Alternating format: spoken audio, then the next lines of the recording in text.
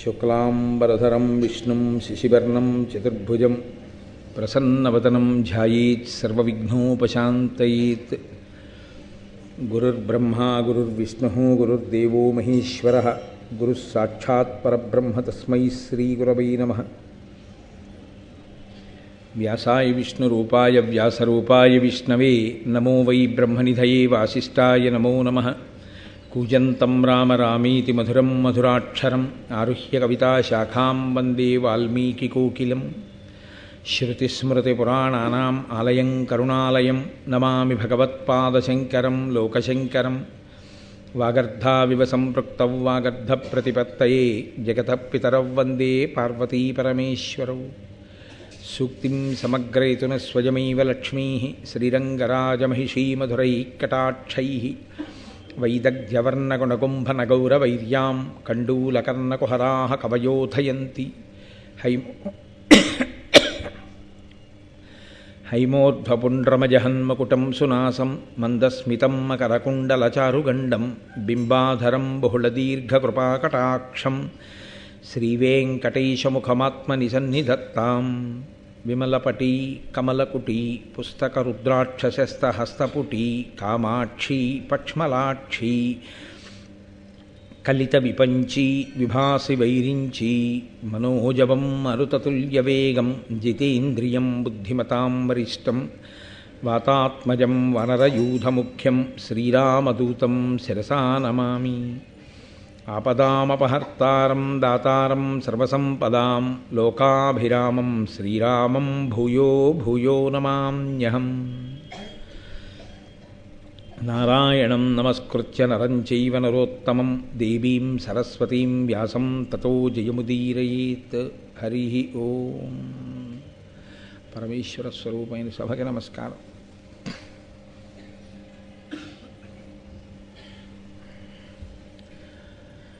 నేను మీతో ప్రస్తావించి ఉన్నాను, ధర్మము ఎక్కడుంటుందో అక్కడ పరమేశ్వరుని యొక్క అనుగ్రహం ఉంటుంది.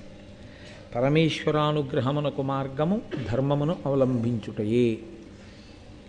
పాండవులు ధర్మాన్ని పట్టుకున్న కారణం చేత వారికి ఈశ్వరుని యొక్క పరిపూర్ణమైనటువంటి అనుగ్రహం కలిగింది.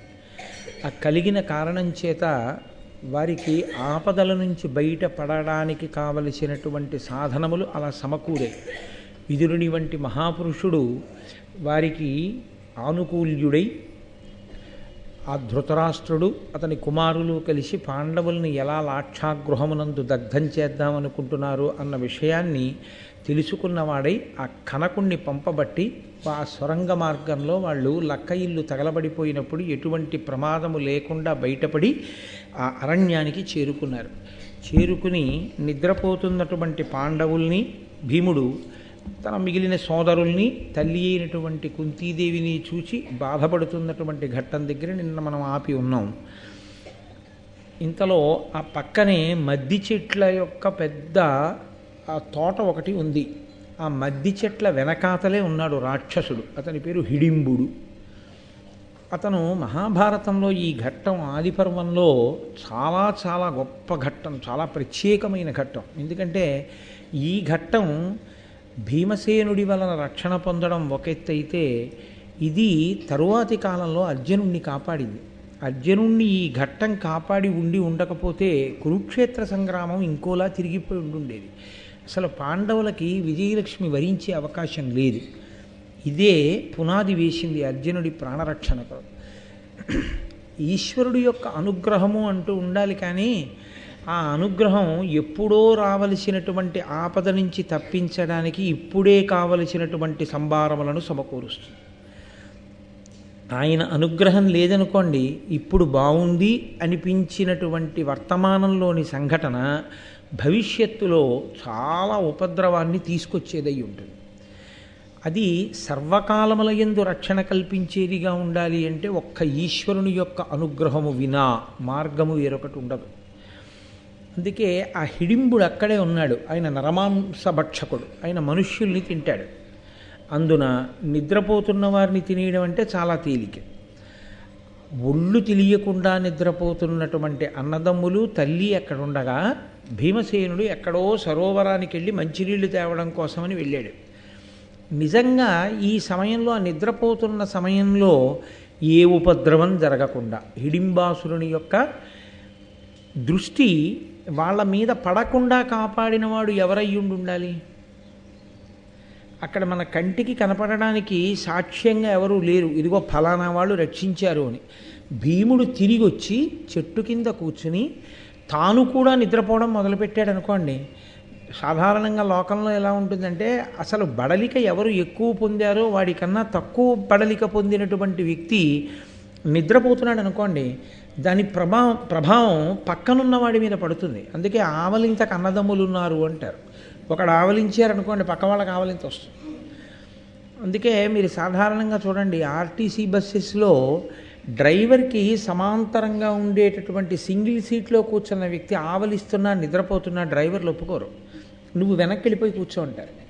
ఎందుకంటే వాళ్ళు ఆవలిస్తున్నా, వాళ్ళు నిద్రపోతున్నా ఆ దుష్ప్రభావం డ్రైవర్ మీద కూడా పడుతుంది. కాబట్టి బడలిక ఎక్కువ ఉన్నవాడు తొందరగా నిద్రపోతాడు. అంతగా బడలిపోయినటువంటి భీమసేనుడు మిగిలినటువంటి అన్నదమ్ములు నిద్రపోతున్నటువంటి విషయాన్ని చూసి ఆయన కూడా నిద్రపోయాడు అనుకోండి, అప్పుడు మరీ ఉపద్రవం రావాలి. కానీ భీముడికి నిద్ర రాకుండా చేసి ఏదో కష్టాలు జ్ఞాపకానికి వచ్చి అతను అలా చెట్టు కింద కూర్చుని అన్నదమ్ముల్ని తల్లిని చూసేటట్లు అంతసేపటి వరకు, అతను సరోవరానికి వెళ్ళి తిరిగి వచ్చేంతవరకు హిడింబాసురుని యొక్క మనస్సు, ఆయన యొక్క దృష్టి ఈ పాండవుల మీద పడకుండా ఉండేటట్టు ఎవరు కాపు కాశి ఉండి ఉంటారు? ఈశ్వరుడు వినా ఇంకొకడు లేడు. ఈశ్వరుడు ఎందుకు అలా ఆనుకూల్యతా సిద్ధిని అక్కడ కల్పించాలి? ఒక్కటే కారణం, వాళ్ళు ధర్మాన్ని పట్టుకొని ఉన్నారు. ధర్మము అన్న మాటని చాలా జాగ్రత్తగా అర్థం చేసుకోవాలి. ధర్మము, నేను తరచూ మనవి చేస్తుంటాను, ధ్రియతేవా జనైరితి ధర్మం. ఈశ్వరుడు ఈ పిండాండాన్ని సృష్టించినప్పుడే బ్రహ్మాండమునందు భోగస్థానములను సృష్టించాడు. ఇక్కడ కన్నిచ్చాడు, బయట చూడడానికి కొన్ని అందాలు ఇచ్చాడు, ఓ జలపాతం, పూలతోట, ఇలాంటివన్నీ. ఇక్కడ చెవి ఇచ్చాడు, బయట శబ్దములను ఇచ్చాడు. ఇక్కడ చర్మాన్ని ఇచ్చాడు, బ్రహ్మాండంలోంచి స్పర్శ సుఖాన్ని ఇచ్చాడు. ఇక్కడ నాలుకనిచ్చాడు, బయట రుచులు పెట్టాడు. ఇవి పెట్టింది నువ్వు అనుభవించవద్దు అని కాదు. అలా అయితే ఈశ్వరుడు ఒక రకమైనటువంటి పైశాచికత్వం ఉన్నటువంటి వాడు అవుతాడు. మనం ప్రలోభపడేవి, మనం ఇష్టపడేవి మన కన్నుల ఎదుట ఉంచి వీటిని నువ్వు అనుభవించవద్దు అన్నాడు అనుకోండి, అది పైశాచికత్వం. ఈశ్వరుడు అలా ఎప్పుడూ చెప్పలేదు.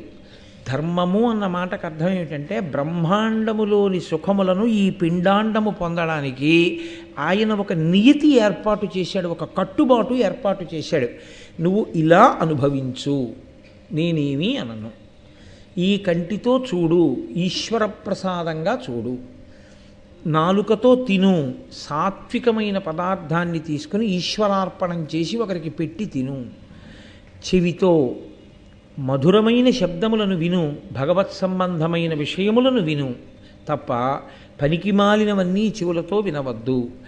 దేనికి మనం పాడవుతామో అవి వద్దని, ఏవి ఎంత అనుభవించాలో అంత అనుభవించమని ఈశ్వరుడు చేసిన శాసనమునకే ధర్మమని పేరు. యథార్థమునకు ధర్మం తప్పాడంటే అర్థం ఏమిటండి? ఎలా పట్టుకోవాలో అలా పట్టుకోలేదు. అలా పట్టుకుని ఉంటే దానివలన పాపము రాదు. పాపమే ఈశ్వరునకు జీవునకు మధ్య ప్రతిబంధక స్వరూపము. పాపం ఏం చేస్తుందంటే ఈశ్వరానుగ్రహం మన మీద పడనివ్వదు. ఈశ్వరానుగ్రహాన్ని పడనకుండా మధ్యలోకి అడ్డు వచ్చేటటువంటి పాపము దేని కొరకు చేస్తాడు అంటే లౌల్యము చేత. ఏమవుతుందిలే అని మనసు చెప్పిన మాట విని చెయ్యకూడని రీతిలో, అనుభవించకూడని రీతిలో బ్రహ్మాండమునందున్న సుఖములను తాను అనుభవిస్తాడు.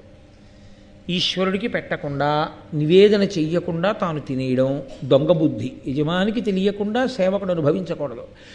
ఈశ్వరుడికి సంబంధించినవన్నీ. కాబట్టి ఈశ్వరుడికి చెప్పి తినడం దొరతనం, ఈశ్వరుడికి చెప్పకుండా తినడం దొంగతనం. అంతే. ఇది నేను పుస్తకం పెట్టుకున్న ఉపన్యాసం చెప్పడానికే ఇక్కడ పెట్టబడింది. కానీ ఇది ఎంతవరకు ఉపయోగించుకోవాలి? నేను ఈ వేదిక మీద కూర్చుని ఉపన్యాసం చెప్పేటప్పుడు నా పుస్తకాన్ని పెట్టుకోవడానికి మాత్రమే ఉపకరణముగా నేను స్వీకరించవలసి ఉంటుంది. నా ఉపన్యాసాలన్నీ అయిపోయిన తర్వాత ఆదిపర్వం పూర్తి చేసేసి ఇది నేను పుస్తకం పెట్టుకోవడానికే తయారు చేశారు కాబట్టి నేను ఇంట్లో కూడా పుస్తకాలు ఎట్టుకుంటూ ఉంటాను, నేను పట్టుకెళ్ళిపోతానని దీన్ని నేను పట్టుకెళ్ళకూడదు. ఇది దేవాలయం సొత్తు, దీన్ని వదిలేయాలి. ఏది ఎక్కడ వరకో అక్కడ వరకే. నేను ఒక కారులో వచ్చాననుకోండి, కారు అక్కడ ఉంచేస్తాను కానీ, ఓ కారా నన్ను ఇక్కడ దాకా తీసుకొచ్చావు, చిన్న బుచ్చుకుని నువ్వు అలా ఉండడం ఏంటి, నువ్వు లోపలికి రా అని ఇక్కడికి తీసుకొస్తావా? తీసుకురాం. ఏది ఎక్కడి వరకో అక్కడ వరకు మీరు ఒక నియతి చేసుకున్నప్పుడు మించి ఈశ్వరుడు ఒక నియతి చేశాడు బ్రహ్మాండ పిండాండ సమన్వయంలో. ఆ నియతిని పాటించి అనుభవిస్తే ఆయన ఎంతో సంతోషిస్తాడు. షహబాష్, నేను ఎలా చెప్పానో అలా అనుభవిస్తున్నాడు కాబట్టి ఇతనికి నేను అభ్యున్నతిని ఇస్తాను, ఇంకా సుఖాన్ని ఇస్తాను. సుఖం అనుభవించడానికి ఏది ఉండాలండి? శరీరం ఉండాలి. శరీరం ఉండడమే బతికి ఉండడం. కాబట్టి బ్రతికి ఉంచేటట్టు చూసేవాడు, సుఖములను అనుభవించడానికి యోగ్యమైన స్థితిని ఇచ్చేవాడు ఈశ్వరుడే. ఆ ఈశ్వరుడు దేనికి ఇస్తాడు అంటే పక్షపాత బుద్ధితో కాదు, పట్టుకున్న ధర్మాన్ని అనుసరించి ఇస్తాడు.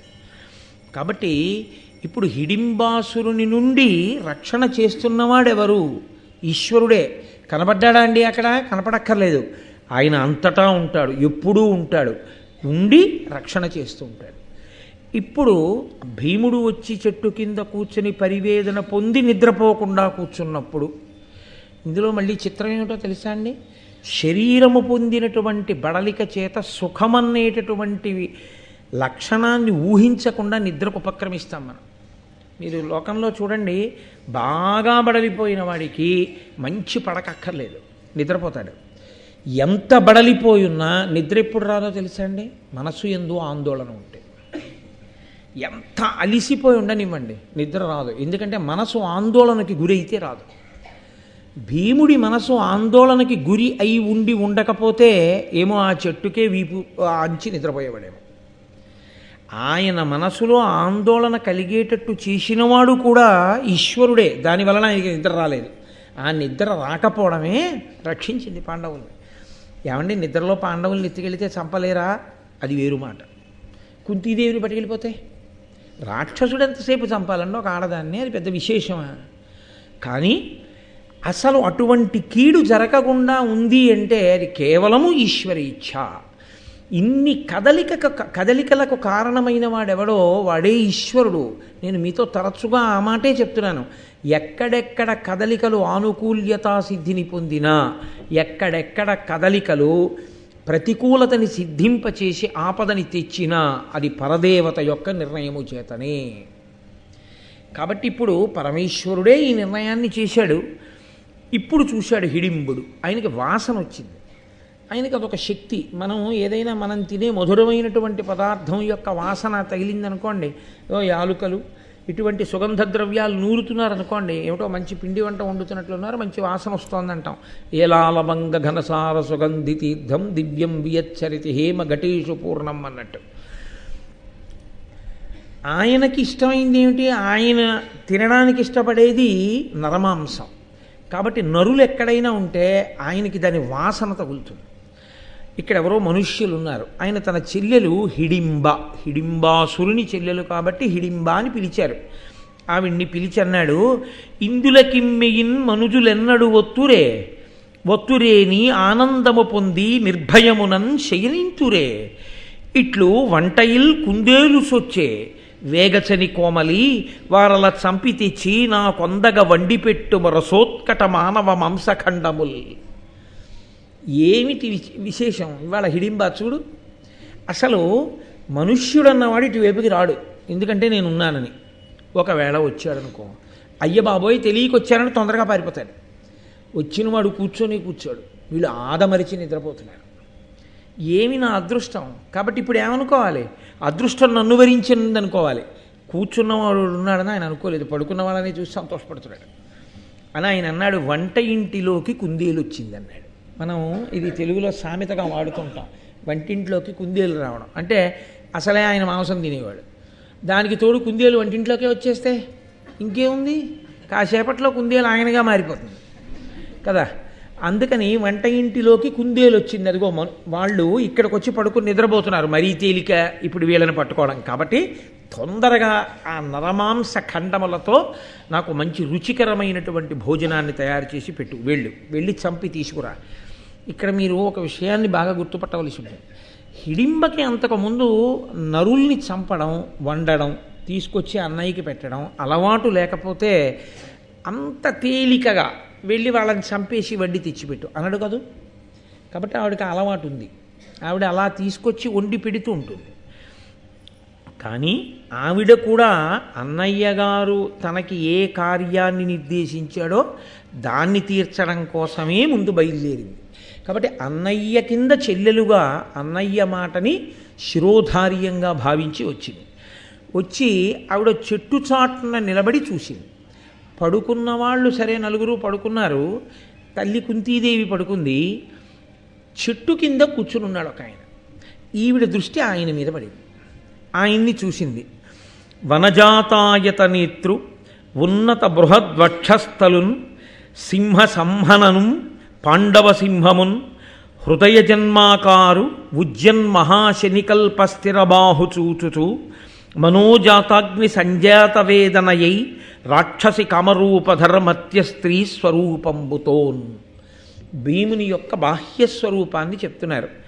ఆయన పద్మముల వంటి కందులు కలిగినటువంటి వాడు, విశాలమైనటువంటి వక్షస్థలం ఉన్నవాడు, సింహము యొక్క నడుము ఎలా ఉంటుందో అటువంటి సన్నని నడుమున్నవాడు. ఆయన మన్మధుని యొక్క స్వరూపం ఎంత అందంగా ఉంటుందో అంత అందమైనటువంటి రూపం ఉన్నవాడు. వజ్రాయుధం ఎంత గట్టిగా ఉంటుందో అంత గట్టి భుజములు కలిగినటువంటి వాడు. అటువంటి వాణ్ణి చూడగానే హిడింబ యొక్క మనస్సు మీద మన్మథబాణం పడింది. పడి నేను రాక్షస స్త్రీ వేషంలో వెడితే ఆయన నన్ను ఆదరించడు అని కామరూపి కనుక తన రూపాన్ని మార్చుకుని మర్త్య స్త్రీ స్వరూపంబుతో మనుష్యకాంత యొక్క రూపాన్ని పొంది చాలా అందగత్తెగా భీముని ముందు నిలబడి రమణి నిజభ్రాతృనియోగము తలపగ అప్పుడు భీము కదిసే పతి స్నేహమ కామినులకు బలవంతము పెరనెయ్యములు వేయు తత్సదృశములే.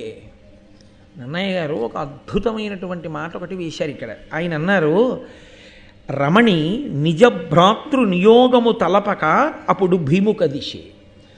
అన్నయ్య దేనికి పంపించాడో ఆ పని నెరవేరుద్దామనే బయలుదేరినటువంటి హిడింబ భీముణ్ణి చూడగానే అన్నయ్య చెప్పిన పనిని కూడా మానసికంగా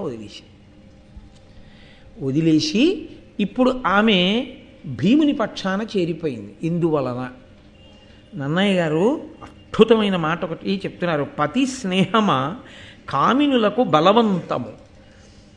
భర్తని ప్రేమించడం అనేటటువంటిది ఆడవారికి ఉండేటటువంటి సహజమైన లక్షణం.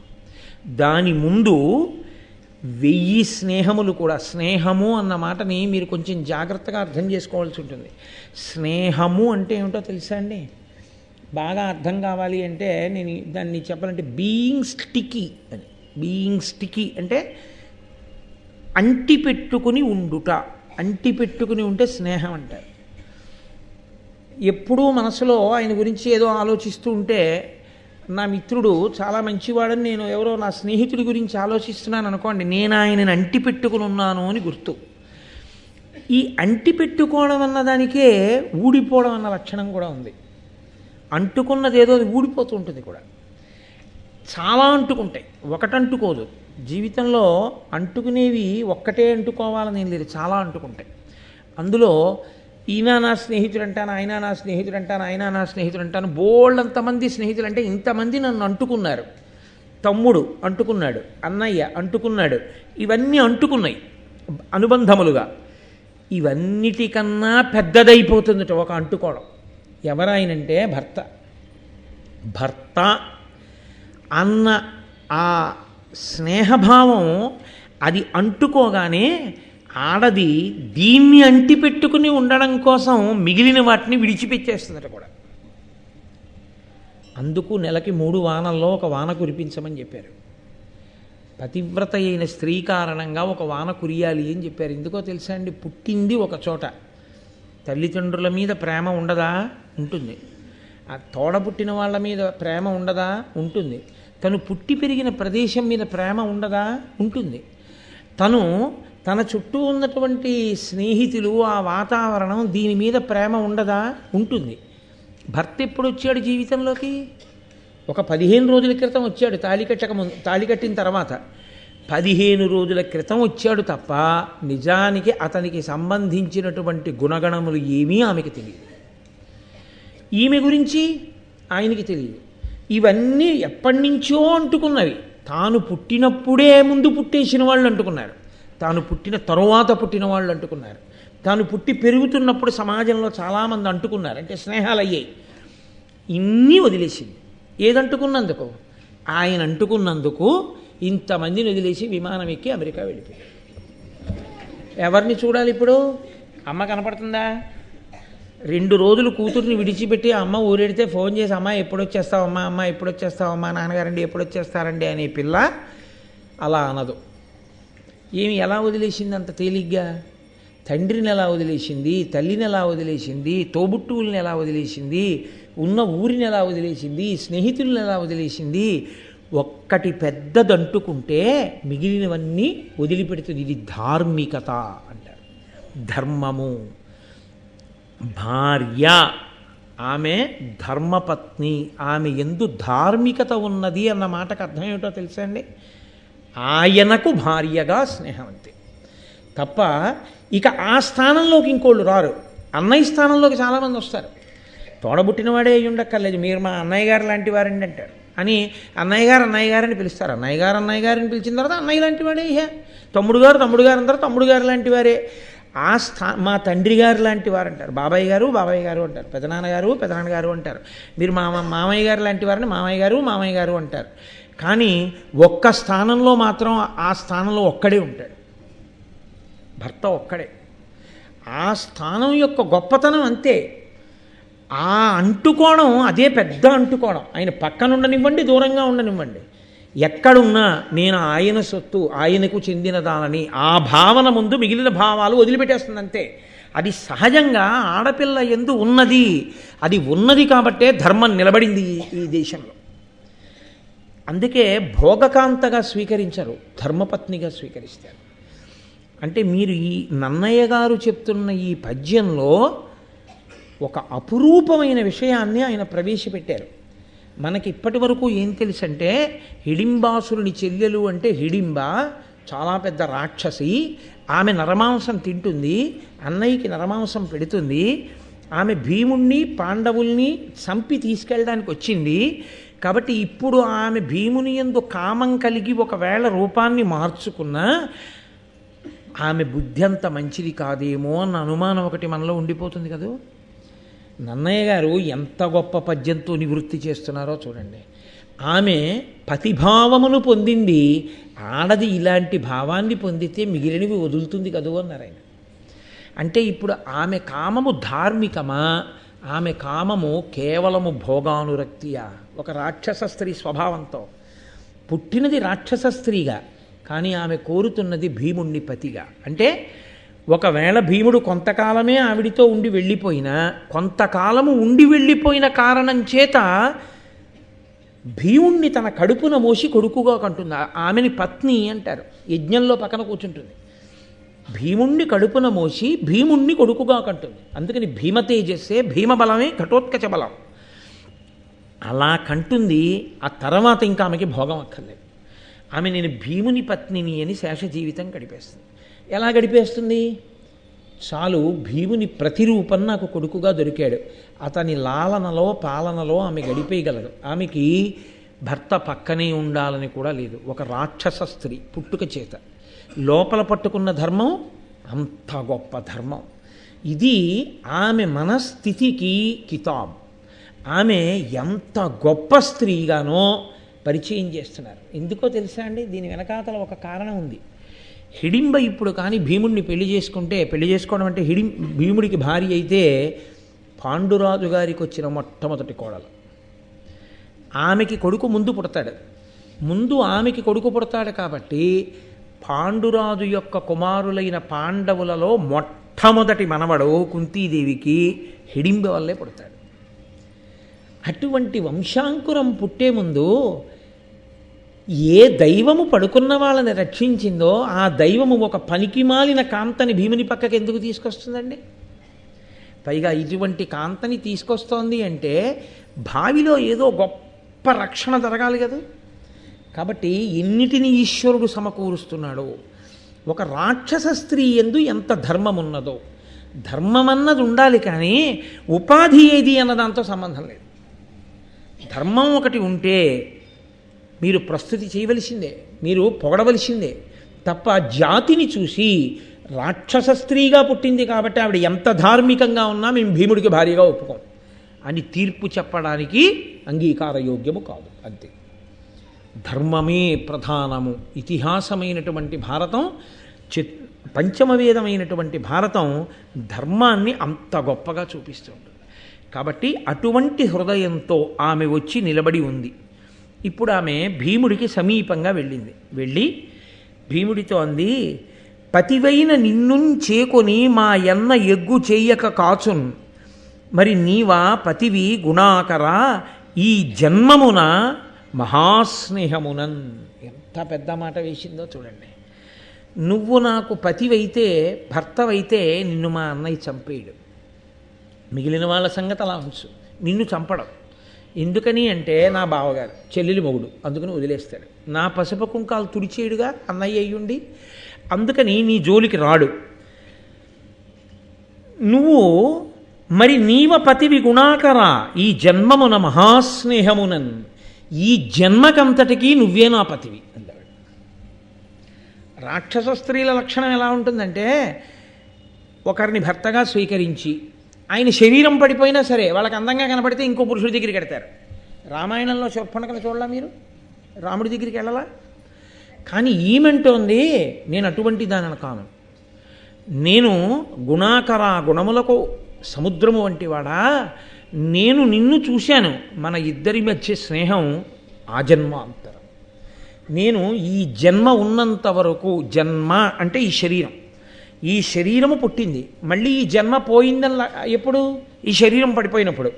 ఈ శరీరం ఉన్నంత కాలము ఈ శరీరము నీకే భార్య తప్ప వేరొకరికి భార్యను నేను కాను, నీకే భార్యని అంతే. నువ్వు పక్కనే ఉంచుకుంటావో దూరంగా ఉంచుతావో ఏం చేసినా సరే ఇక ఈ జన్మకి నేను నీకు భార్యని అంటే ఆమె రాక్షస స్త్రీ. ఆమె ఎంత ధర్మం మాట్లాడిందండి, ఎంత గొప్ప ధర్మాన్ని ఆవిష్కరించింది అని ఆ పడుకున్నటువంటి మిగిలిన నలుగురు పాండవుల్ని కుంతిని చూసి అంటోంది, ఉరడు సురేంద్రునైన బలియుండు హిడింబుడు వాని బారికిన్ వెరవని వారలుంగలరే, వీరలు ముందరెరుంగ రక్కట ఇరిగిన ఏని ఇట్లు తమ ఇండుల నుండిన ఎట్లు మెచ్చకే మరి శయనింతురే కడు ప్రమాదము చేసిరి బుద్ధిహీనులై. ఏమిటో వాళ్ళు ఇంట్లో ఉన్నట్టు పడుకున్నారు.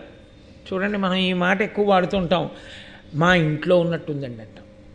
ఏమిటి మా ఇంట్లో ఉన్నట్టు? మా ఇంట్లో ఉన్నట్టు అన్నది మానసిక భావన. మీరు బాగా గుర్తుపెట్టుకోండి. ఇప్పుడు ఏదో పై ఊరు వెళ్ళారు, ఎక్కడ ఉపన్యాసాలు చెప్పడానికి, వాళ్ళు మీకు చేసిన లోటు ఏం లేదు. శుభ్రంగా ఏసీ రూమ్ ఒకటి ఇచ్చారు, శుభ్రంగా అయ్యా అర్చన చేసుకుంటారా అన్నారు, కొబ్బరికాయ తెచ్చారు, పువ్వులు తెచ్చారు, అభిషేకం చేసుకుంటారా అన్నారు, ఆవు పాలు తీసుకొచ్చారు, పూజ అయ్యాక చెప్పండి గుళ్ళోకి తీసుకెడతా ఉన్నారు, సాయంకాలం ఉపన్యాసం చెప్పండి అన్నారు. ఏం చెప్తే అదే విన్నారు. ముప్పొద్దులా మీకు ఏం కావాలో అది వండి చక్కగా వంట బ్రాహ్మణ్ణి పెట్టి మీకు అన్నీ వండించి పెట్టారు. ఓ 10 రోజులు ఉపన్యాసాలు చెప్పాక అబ్బాయి ఇంటికి వెడితే బాగుండండి అంటాం. ఏమి ఎందుకు? ఇంట్లో ఏసీ ఉందా, ఇంట్లో ఇలా వంట బ్రాహ్మణులు ఉన్నారా, ఏమి ఎందుకు ఇంటికి వెళ్ళిపోవడం? నా భావన, నాది అంతే. కరెంటు లేకపోతే పేడాపోయేది, ఉత్తరీయం గుండెల మీద వేసుకుని విసిరికర్రెట్టి విసురుకుంటూ పడుకుంటే చాలు, నిద్రపడుతుంది. నాదన్న భావన యందు సౌఖ్యం ఉన్నది. వీళ్ళు నా ఇల్లు అన్నట్టు పడుకున్నారు అడవిలో. ఇది హిడింబాసురుడి ఇల్లు, ఆయన ఉండే స్థానం. ఏమిటో ఇంత ఆదమరిచి నిద్రపోతున్నారు. ఇంద్రుడే వచ్చినా ఈయనతో యుద్ధం చేయడానికి భయపడతాడు, హిడింబాసురుడితో, మా అన్నయ్యతో. వీళ్ళు ఇలా నిద్రపోతున్నారు. ఏమనాలి వీళ్ళని? బుద్ధిహీనులై. వీళ్ళు బుద్ధిహీనులు, ఎక్కడ ఎలా నిద్రపోవాలో తెలియని వాళ్ళు, ఇంట్లో పడుకున్నట్టు పడుకున్నారు అది అని ఆవిడంది. పాండవులు మిగిలిన వాళ్ళ సంగతి అలా ఉంచు, నిన్ను నేను దూరంగా తీసుకెళ్ళిపోతాను, మా అన్నయ్యకి తెలియకుండా మన ఇద్దరం వివాహం చేసుకుని సంతోషంగా క్రీడించి జీవితాన్ని గడుపుదాం, మా అన్నయ్యకి తెలియకుండా అంటే భీముడు అన్నాడు, విను బేల, ఎట్టి కష్టుడు తన పురుష గుణంబు సెడగ తల్లిని తో ముట్టిన వారి విడిచి రాగంబున చపల స్త్రీ సుఖంబు పొందుని చెప్పుమా. భీముడు నిజానికి హిడింబ యొక్క హృదయంలో ఉన్న ఔన్నత్యాన్ని అర్థం చేసుకోవడంలో పొరపాటు పడ్డాడు. ఆయన అన్నాడు, చపల అని కదన్నాడు, చాంచల్యమైనటువంటి మనసున్నదానా, ఇప్పుడు నీకు నా యందు అనురక్తమయ్యావు కాబట్టి నీవు నాతో కలిసి వచ్చేస్తానంటున్నావు. రేపొద్దున్న నీకు మీ అన్నయ్య మీద అనుబంధం ఏర్పడుతుంది. నేను పడుకున్నప్పుడెప్పుడో నన్ను కోచి తీసుకెళ్ళి మీ అన్నయ్యకి పెడతావు. నువ్వు చపల స్త్రీవి, నీ మనసు ఎప్పుడూ ఒకలా ఉండదు. పైగా బేల అంటే సరి అయిన నిర్ణయం చేసుకోలేక ఎప్పటికీ ఇది తోస్తే అలా ప్రవర్తించేటటువంటి స్థితి ఉన్నదానా. ఎట్టి కష్టుడు తన పురుష గుణంబు సెడగా, పురుషుడైన వాడు తన గుణం నశించిపోయేటట్టుగా తల్లిని, తోబుట్టువులను, తోడపుట్టిన వాళ్ళని, తల్లిని అలా విడిచిపెట్టేసేసి వాళ్ళు నిద్రపోతుంటే ఎవరో ఒక చపల చిత్త అయిన స్త్రీ దొరికింది కదా అని ఆమెతో కలిసి వెళ్ళిపోతాడా? నా తమ్ముళ్ళు, నా అన్నగారు, నా తల్లి ఏమైపోయినా పర్వాలేదా? ఏమిటి మాట్లాడుతున్నావు నువ్వు? ఇలా మాట్లాడచ్చా అని క్రచ్చరనొక్క రక్కసుడు కాడు, సురాసురులెల్లనొక్కటై వచ్చిన నీవు చూడక అమార్య బలోన్నతి చేసి వారలన్ రచ్చి వధింతుగాక, ఇటు వచ్చి శ్రమం పడియున్న ఇచ్చటన్ మెచ్చగు వీరిదైన సుఖనిద్రకు భంగము చెయ్యునేత్తునే. మీ అన్నయ్య వస్తే ఏదో ఇంద్రుణ్ణి ఇది చేసేస్తాడు, ఎటువంటి వారినైనా పరాక్రమంలో పడగొట్టగలడు అంటున్నావు కదా. నేను నీతో ఒక మాట చెప్తున్నాను చూడు. క్రచ్చరనొక్క రక్కసుడు కాడు, సురాసురులెల్లనొక్కటై వచ్చిన నీవ చూడగ అవార్య బలోన్నతి చేసి వాళ్ళలను రచ్చి వధింతుగాక. సురాసురులందరూ కలిపి కట్టుకుని యుద్ధానికి వచ్చినా సరే నేను ఒక్కడే చంపేస్తాను. మీ అన్నయ్య ఎంత? ఇటు వచ్చి శ్రమం పడియున్న ఇచ్చటం మెచ్చగు వీరిదైన సుఖనిద్రకు భంగము చేయనిర్తునే. చంపడం కూడా ఎలా చంపుతానో తెలుసా? ఈ పడుకున్న వాళ్ళకి నిద్రకి భంగపాటు రాకూడదు, చప్పుడవకుండా చంపేస్తాడు. సురాసురులందరూ వచ్చినా సరే. నిజంగానండి, ఇందులో ఆశ్చర్యం ఏమిటో తెలుసా? ఈ విజ్ఞత, ఈ గొప్పతనం లేదని మీరు అనుకోకూడదు. ఇక్కడ హిడింబాసురుణ్ణి వధించే ముందు అలాగే ప్రవర్తించాడు ఆయన. సరే, పాండవులు లేచారు, వేరే విషయం. ఒకానొక సమయంలో అసలు యుద్ధం చేసేటప్పుడు అని కూడా గట్టిగా అనకూడదు, అలా చంపాలి. అటువంటి స్థితి వచ్చింది. అందులో సామాన్యుని కాదు, కీచకుణ్ణి. ఏమాత్రం చప్పుడైనా ఎవరైనా లేచారంటే గుట్టు రట్టయిపోతుంది. మళ్ళీ 12 ఏళ్ళు అరణ్యవాసం, 1 సంవత్సరం అజ్ఞాతవాసం. అలాగే చంపేశాడు కీచకుణ్ణి. ఆయన నోటితో అన్నదేమీ డాంబికం కాదు, అదేమీ ప్రలాపం కాదు.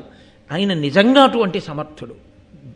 భీముడు ఎంత గట్టిగా మాట్లాడేస్తున్న వాళ్ళ కనపడతాడో అంత దూరాలోచన కలిగినటువంటి వాడు. మహానుభావుడు భీమసేనుడు. అవన్నీ ఈశ్వరాంశలు కనుక శ్రమపడి ఇక్కడ నిద్రపోతున్న వాళ్ళకి నిద్రకి భంగపాటు కలగకుండా, వాళ్ళకి ఏ ఇబ్బంది రాకుండా చంపేస్తాను మీ అన్నయ్య వస్తే. కాబట్టి నువ్వేం బెంగ పెట్టుకోకు, మీ అన్నయ్య వచ్చి నన్ను ఏదో చేసేస్తాడని. ఈలోగా చాలా ఆలస్యం అయిపోయింది. ఈవిడొచ్చి ఈయనతో మాట్లాడుతూ కూర్చుంటే ఆయనకి ఆకలికి ఉండే లక్షణం ఏమిటో తెలుసా అండి? ఇంకా వంట లేదంటే ఏదో పేపర్ చదువుకుంటానో టీవీ పెట్టుకునో కూర్చుంటాడు. అంతా అయిపోయిన తర్వాత వడ్డిస్తానులేండి, కాసేపు మాట్లాడుకుని వడ్డిస్తాను అనుకోండి, సర్రుమంటాడు. బుర్ర ఉందా లేదా? ముందు తిని మాట్లాడుకుందాం అంతేగాని తర్వాత వడ్డిస్తానంటే ఏంటంటాడు. ఎదురుగుండా వంట సిద్ధమైపోయిన తర్వాత పెట్టకపోతే కోపంగా ఉంటుంది. వాళ్ళేమో పడుకుని నిద్రపోతున్నారా, నోరు చచ్చిపోయిందా, దిక్కుమాలిన జంతువుల మాంసాలన్నీ తిని నరమాంసం దొరికిందని ఆయన సంతోషపడిపోతున్నాడా? సంతోషపడిపోతుంటే నువ్వేమో ఎంతకీ వండి తేవేమిటి, ఆవురావురుమంటూ వచ్చేసాడు. కాలమేఘం ఎలా ఉంటుందో అలా ఉన్నాడు. 8 కోరలు, ఆ వెంట్రుకలు బిరుసు వెంట్రుకలు, ఇంతంత వెంట్రుకలు పైకి లేచి నిలబడి ఉన్నాయి. ఆ వచ్చినటువంటి హిడింబాసురుడు పెద్ద కేకలేస్తూ వచ్చాడు. ఏమీ హిడింబా, నిన్ను తొందరగా తీసుకురామన్నాను వంట, ఏది తీసుకురాకుండా నువ్వు ఆ మనుష్యుడితో స్నేహం చేశావా? మనుష్యులతో కలిసిపోయావా? కలిసిపోయి వాడితో మాట్లాడుతున్నావా? ఉండు, నీ పని పడతాను, వీళ్ళతో పాటు నిన్ను చంపేస్తానన్నాడు. అది రాక్షసత్వం అంటే. రాక్షసత్వం అన్న మాటకు అర్థం ఏంటంటే వాడి సుఖం కోసం అవతల వాళ్ళ యొక్క సుఖాన్ని కించిత్ కూడా ఆలోచించాడు. కించిత్. ఇదే కదూ సుందరకాండలో సీతమ్మ మాట అంటుంది, రాక్షసత్వము అన్న మాటకి రావణాసురుడి యొక్క అవధిలేనితనం ఏమిటంటే చచ్చిపోతానంటే చచ్చిపోవడానికి కావలసిన కత్తి ఇవ్వడు, విషయం ఇవ్వడు, బతుకుదామంటే తాను కోరుకున్నట్టు బతకనివ్వడు, రాముడి దగ్గరికి వెళ్ళనివ్వడు. ఇదే రాక్షసత్వం అంటే. కాబట్టి ఆ హిడింబాసురుని యొక్క ఉద్ధతి ఎటువంటిదంటే ఆయన చెల్లెల్ని కూడా చంపేస్తాడు ఇప్పుడు. కాబట్టి ఇప్పుడు ఆమె గబగబా వెళ్ళి ఆ భీమసేనుడి చాటును దాక్కుంది. వచ్చి ఆ చాటును దాక్కుని ఉండగా ఆయన యుద్ధానికి వచ్చాడు. భీముడు అన్నాడు, ఇక్కడ గట్టిగా మన ఇద్దరం యుద్ధం చేసి మళ్ళా యుద్ధం చేసి నేను పొడిచి నువ్వు నన్ను పొడిచి మనం అరిస్తే వీళ్ళు లేస్తారు, బాగుండదు. కాబట్టి దూరంగా పోయి యుద్ధం చేద్దాం. వాడు వింటాడా? వాడు వచ్చి మీద పడ్డాడు. నన్నయ్య గారు అన్నారు, చాలా చిన్న జంతువు ఒకటి దొరికింది అనుకోండి, చాలా చిన్న జంతువు దొరికితే సింహం దాన్ని పట్టుకెళ్ళిపోవలసి వచ్చింది అనుకోండి, అసలే సింహం అది. ఆ సింహం ఏనుగు దానికి దున్నపోతు దొరికితే కాళ్ళతో తంతు నోట పట్టుకుపోతుంది. అది అంత బలమైనటువంటి ప్రాణి సింహం అంటే. అటువంటి సింహం ఓ కుందేలు దొరికింది అనుకోండి, ఏంటి దాన్ని ఆ కుందేలు పట్టుకెళ్ళడం దానికి పెద్ద లెక్క ఏంటి? అలా ఇలా పట్టుకెళ్ళదు, మళ్ళీ దాని డొక్కల దగ్గర నోట కరచి పట్టుకుని గిల అది కొట్టుకోవాలి. కానీ ఇది మాత్రం ఏమీ కదలకుండా చక్కగా అలాగే నోట పట్టుకుని పరిగెత్తుకుంటూ వెళ్ళిపోతుంది. అలా ఒక చిన్న ప్రాణిని సింహం తన నోట పట్టుకుని ఎలా తీసుకుని వెళ్ళిపోతుందో అలా భీమసేనుడు ఆ హిడింబాసురుణ్ణి ఒడిసి పట్టి దూరంగా ఈడ్చుకుపోయి అక్కడ అతనితో కలిసి మల్ల యుద్ధం చేస్తున్నాడు. మల్ల యుద్ధం చేసి అతన్ని చంపే ప్రయత్నం చేస్తున్నాడు. ఈ హిడింబ దూరంగా వీళ్ళ దగ్గర నిలబడింది. ఈ పాండవులు ఆ చప్పుడికి లేచారు. కుంతీదేవి కూడా లేచింది. వాళ్ళు లేచినప్పుడు వాళ్ళకు ఒక విషయం స్పష్టంగా కనపడింది, భీముడు ఎవరో రాక్షసుడితో యుద్ధం చేస్తున్నాడు. కాబట్టి అర్థమైపోయింది, ఓహో మనం నిద్రపోయాం, ఈయన లేచున్నాడు, వాడు వచ్చాడు, ఈయన కొడుతున్నాడు, కాబట్టి వాడు చచ్చిపోతాడు, అంతవరకు తెలుసు. ఈవిడెవరు? రాక్షస స్త్రీ అయితే అటు భీముడి మీద అన్నా పడాలి, మానవ స్త్రీ అయితే ఆమెను ఎప్పుడూ ఆయన హిడింబాసురుడు ఎత్తుకుపోయి ఉండాలి. ఈవిడ ఉన్నదేమో మానవ స్త్రీగా ఉంది, నిలబడింది వీళ్ళ దగ్గర నిలబడింది. భీముడేమో రాక్షసుడితో యుద్ధం చేస్తున్నాడు. అసలు వీళ్ళే అరణ్యంలోకి రావడం విచిత్రం అనుకుంటే ఇంత అందమైన మానవకాంత ఒక్కటే అరణ్యంలోకి ఎలా వచ్చి నిలబడింది ఇక్కడ? ఇంతసేపు ఎవరిని పిలవకుండా ఎందుకు నిల్చున్నట్లు? ఇది వాళ్ళకు ఆశ్చర్యకరమైనటువంటి విషయం. ఇప్పుడు ముందు కుంతి అడిగింది, ఎవరు నువ్వు, ఏమిటి ఆ యుద్ధం, ఎందుకు నించున్నావు అని అడిగింది. అడిగితే ఆవిడంది, నీల జీమూతంబులీల నాక్షేపించి నల్లలై తోతించు నల్ల గృహము గల హిడింబుడను బలితంపు రక్కసు చెలియల ఆతండు వెలయ మీకు రోయక అహితంబు సేయనన్ పంచిన చనుదించి ఏను మీ తనయునందు బతి బుద్ధి తాల్చి యుద్ధత మన్మధార్తనై మసలిన అసుర వచ్చి అలిగి మీ తోడ నన్నును కలయబట్టి మృంగనున్న అయ్యసురతోడం కడంగి మల్ల యుద్ధంబు చేయుచు అల్ల చోటనున్నవాడు మీ సుతుడు దర్పోన్నతుండు. ఇది ఎలా ఉంటుందంటే, ఏదైనా మనకి తెలియని విషయాన్ని అయోమయంగా ఉన్నప్పుడు అడిగామనుకోండి, ఏమిటండి ఇలాగా అని, అక్కడ ఉన్నవాళ్ళు గబగబగబ దీర్ఘవాక్య నిర్మాణం చేసేస్తూ జరిగిన వృత్తాంతాన్ని అంతటినీ గుక్క తిప్పుకోకుండా చెప్పేశారనుకోండి, అంటే గబగబా చెప్పేయాలన్న సందట్లో అది ఎలా ఉంటుందో హిడింబ చెప్పడం అలాగే చెప్పింది, పద్యం అలాగే పడింది. అంటే హిడింబ ఆ సమయంలో ఎలా మాట్లాడాలో అలాగే నన్నయ్య గారి ఘంటం కదిలింది అంతే. అది మహానుభావులైనటువంటి వారి రచనా విధానం అని. అంతేగాని ఇప్పుడు ఆ భీముడిని వర్ణించి, హిడింబాసురుణ్ణి వర్ణించి, ఆయన గుహని వర్ణించి, ఆయన జీవితాన్ని వర్ణించి ఇవన్నీ చేస్తే సోది చెప్పినట్టు ఉంటుంది. ఆపత్కాలమునందు ఎలా మాట్లాడతారో అలాగే మాట్లాడింది. కాబట్టి ఆవిడంది, ఇదిగో ఆ నల్లగా ఉన్నాడే భీముడితో యుద్ధం చేస్తున్నవాడు ఆయనే మా అన్నయ్య హిడింబాసురుడు, అదిగో అక్కడ కనపడుతున్న ఆ పెద్ద నల్లటి ఇల్లుందే అదే మా ఇల్లు, నేను ఆయన చెల్లెల్ని. ఇక్కడ మీరందరూ పడుకోవడం చూసి నరమాంసం దొరికింది, వెళ్ళి వాళ్ళని చంపి వండి పట్టుకురా తినేద్దామన్నాడు, నేను కూడా అందుకే వచ్చాను. తీరా వచ్చి చూసిన తర్వాత మీ అబ్బాయి భీమసేనుడి మీద నా మనసు నిలబడింది. మన్మథజ్వరానికి లోనైన దాననై భీమసేనుడితో నేను చెప్పుకుంటుండగా మా అన్నయ్యకి కోపం వచ్చి నన్ను మిమ్మల్ని కూడా తినేస్తానని వస్తే భీమసేనుడు అదిగో మీకు నిద్రాభంగం అవుతుందని దూరంగా తీసుకుపోయి అక్కడ మల్ల యుద్ధం చేస్తున్నాడు, కొంచెం సేపట్లో మీ అబ్బాయి మా అన్నయ్యని చంపేస్తాడు. ఆవిడ తెల్లబోయింది. ఎందుకు తెల్లబోయిందో తెలుసా అండి? అబద్ధం చెప్పలేదు. రాక్షస స్త్రీ అంటే, రాక్షసుడు అంటే ఎప్పుడో తప్ప నిజం చెప్పని వాళ్ళు. ఈవిడ ఎక్కడా అబద్ధం చెప్పలేదు. అసలు నిజంగా ఆ మాట అనగానే ఏ అర్జునుడో పీకట్టుకున్నాడు అనుకోండి, అమ్మా అయితే మమ్మల్ని వండేయడానికి వచ్చిందని నువ్వని ఆవిడ భయపడలేదు. ఆవిడ ఉన్న నిజం ఉన్నట్టు చెప్పింది. నేను హిడింబాసురుడి చెల్లెని, నా పేరు హిడింబ, నేను మిమ్మల్ని వండి పట్టుకుపోదామని వచ్చాను. అదిగో మీ అబ్బాయిని చూసి కామార్తనయ్యాను, మాట్లాడుతున్నాను. మా అన్నయ్య వచ్చాడు, నన్ను కూడా చంపేయబోయాడు. మీ అబ్బాయి అదిగో వాడిని దూరంగా పట్టుకుపోయి యుద్ధం చేస్తున్నాడు. నేను మీ దగ్గర నిల్చున్నాను, మీరు లేచారు, నన్ను అడిగారు, నేను చెప్పాను. ఏమైనా అబద్ధం ఉందా? అంటే ప్రత్యేకంగా మళ్ళీ మళ్ళీ చెప్పక్కర్లేదు. మీరు పాత్రని పరిశీలనం చేస్తే ఇప్పుడు మీకు ఒక విషయం అర్థమవుతుంది. హిడింబ అబద్ధాలు చెప్పేటటువంటి వ్యక్తిత్వం ఉన్న మనిషి కాదు.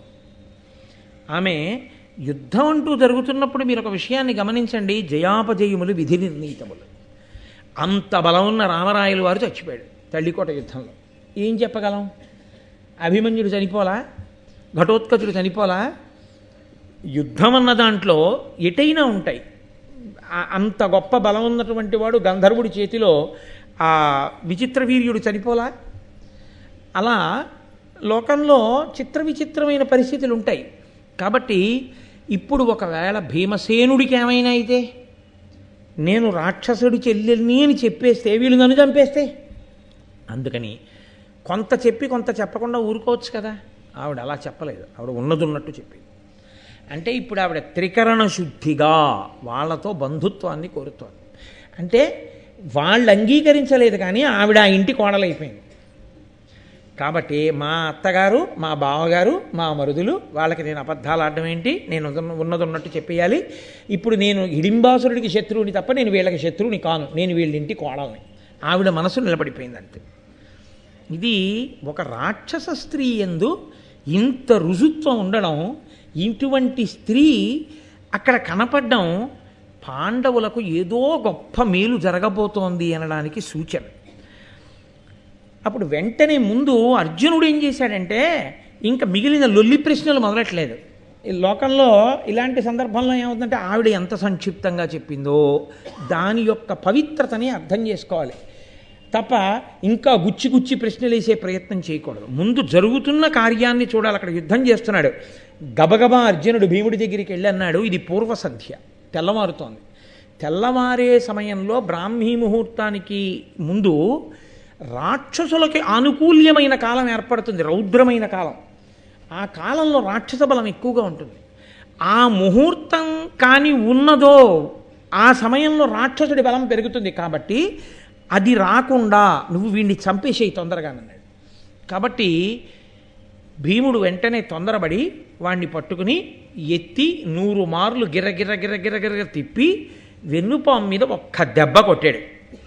కొట్టేటప్పటికీ లావు సెడగ ఇట్లు వీవంగపడి గతచేష్టుడైన అసురు చిక్కపట్టి నేలబెట్టి వాని కోలెమ్ము బ్రల్లన విరిచి నడుము త్రుంచి వీచి వేయిచే. గిర్ర తిప్పి కింద పారేసి నేల మీద పడుకోబెట్టి నడుం దగ్గర ఒక కాలు పెట్టి తొక్కి ఒక్క దెబ్బ కొట్టేటప్పటికి ఆ వెన్నుపం ఫళక్కని విరిగిపోయింది.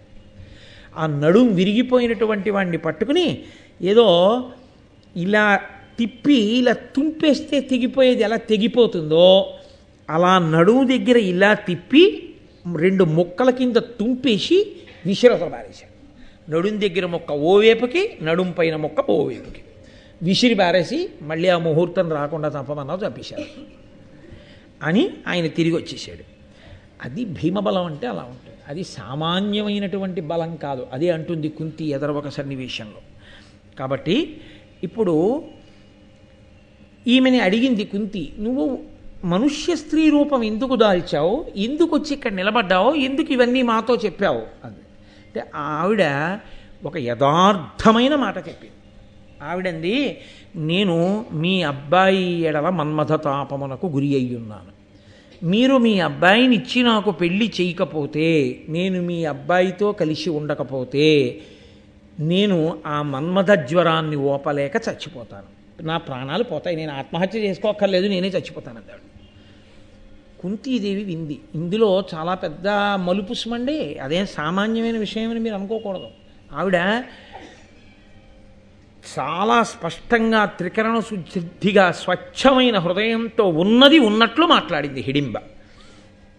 అప్పుడు భీముడు విని అన్నాడు, మీ అన్నయ్య ఎంత టక్కరివాడో చూశాను, వాడికి తోడబుట్టిందని నువ్వు మాయావివే, రాక్షస స్త్రీవి, మీ దిక్కున్న చోటుకెళ్ళి నువ్వు చావు తప్ప నేను పెళ్ళాను అన్నాడు. అంటే వెంటనే ధర్మరాజు గారే కదండి, అందుకే పాండురాజు గారు కోరి ముందుకన్నాడు ధర్మదేవత అనుగ్రహంతో. ఆయన అన్నాడు, వధకు అర్హుడై వచ్చిన వాణ్ణి చంపి తదియు ధర్మువా, ఇది చాలా అబల, దీనికి అలుక జనదు, ఆత్మరక్షకు అగ్గలంబు ధర్మరక్షయ ఉత్తమ ధార్మికులకు. నాయనా భీమా, ఎవడిని చంపేయాలో వాడిని చంపేశావు, బాగుంది, అది ధర్మం. ఈమె అబల, ఈమెని చంపకూడదు. పైగా నీకొకటి చెప్పనా, తనని తాను రక్షించుకోవడం కన్నా శరణాగతి చేసి వచ్చినటువంటి వారిని రక్షించడం, వారి ప్రాణములు నిలబెట్టడం పెద్ద ధర్మం. కాబట్టి ఈమెని నువ్వు చంపకూడదు అంటే ఆవిడంది, ఆ కుంతీదేవి, ఆపదయైనను ధర్మవ ప్రాపుగ రక్షింపవలయు పరమార్థము, ధర్మాపాయమ ధార్మికులకు ఆపద జన్మాంతరముననుగతమగుటన్.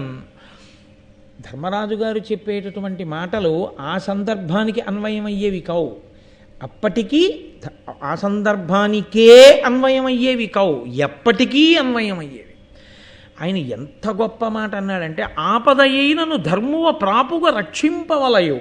మాయావి ఈమె అని కదా నువ్వు భయపడుతున్నావు, దానివల్ల ఆపద అని కదా. ఆపద వస్తుంది అనుకున్నా మన ధర్మాన్ని మనం నిలబెట్టుకోవాలి. మన ధర్మం నిలబెట్టుకోవడం ముఖ్యమా, ఆపద వస్తుందేమోనని శంకించి ధర్మాన్ని వదిలిపెట్టడం ముఖ్యమా అంటే, ధర్మాన్ని విడిచిపెట్టేశావు అనుకో, వచ్చే జన్మకు కూడా నీతో వచ్చేది ఏదైనా ఉంటే ధర్మం ఒకటే. వస్తుందో రాదో అనుకున్న ఆపద ఈ జన్మలో పోతుంది, ధర్మం అంటూ ఉంటే ఆపద పోతుంది. రెండు, ఆపద అంటూ వచ్చినా ఈ జన్మలో వస్తుంది, ఈ జన్మలో పోతుంది. ధర్మము వచ్చే జన్మకి కూడా నీతో పెట్టుబడిగా వస్తుంది. కాబట్టి ధర్మాన్ని మాత్రం ఎప్పుడూ విడిచిపెట్టకూడదు. ఏదో ఆపద వస్తుంది అందుకని నేను ఈ అబలని రక్షించను, ఈమెని దూరంగా పొమ్మంటావేమిటి, తప్పు, నువ్వు అలా అనకూడదు. అంటే ఆమె అంది, ఆ హిడింబ, నన్ను మీరు సామాన్య స్త్రీ అనుకుంటున్నారు, నేను మిమ్మల్ని అందరినీ అరణ్యంలో మోసి వహించి తీసుకెడతాను, నాకు బలం ఉంది. రెండు, ఇక్కడికి కొద్ది దూరంలో శాలిహోత్రుడు అనబడేటటువంటి ఒక ముని యొక్క ఆశ్రమం ఉంది. ఆయన చాలా గొప్ప తపస్వి. ఆయన తన తపోబలం చేత ఒక చెట్టుని ఒక సరోవరాన్ని నిర్మించాడు. ఆ సరోవరంలో నీళ్లు ఎవరు తాగుతారో వారికి ఆకలి దప్పికలు ఉండవు. ఆ చెట్టు కింద ఎవరు పడుకుంటారో వాళ్ళకి చలి కానీ గాలి కానీ ఎండ కానీ వాన కానీ ఉండవు. 4 నుంచి రక్షణ పొందుతారు. ఎందుకని అంటే అవి రెండు ఆయన యొక్క తపస్సు చేత సృజింపబడినవి, అందుచేత వాటికి ఆ దివ్యశక్తి ఉంది. మీరు కొంతసేపటి తర్వాత శాలిహోత్రుని ఆశ్రమానికి ఎడతారు, ఆయనతో మాట్లాడతారు, ఆ సరోవరంలో నీళ్లు తాగుతారు, ఆ చెట్టు కింద కాలక్షేపం చేస్తారు.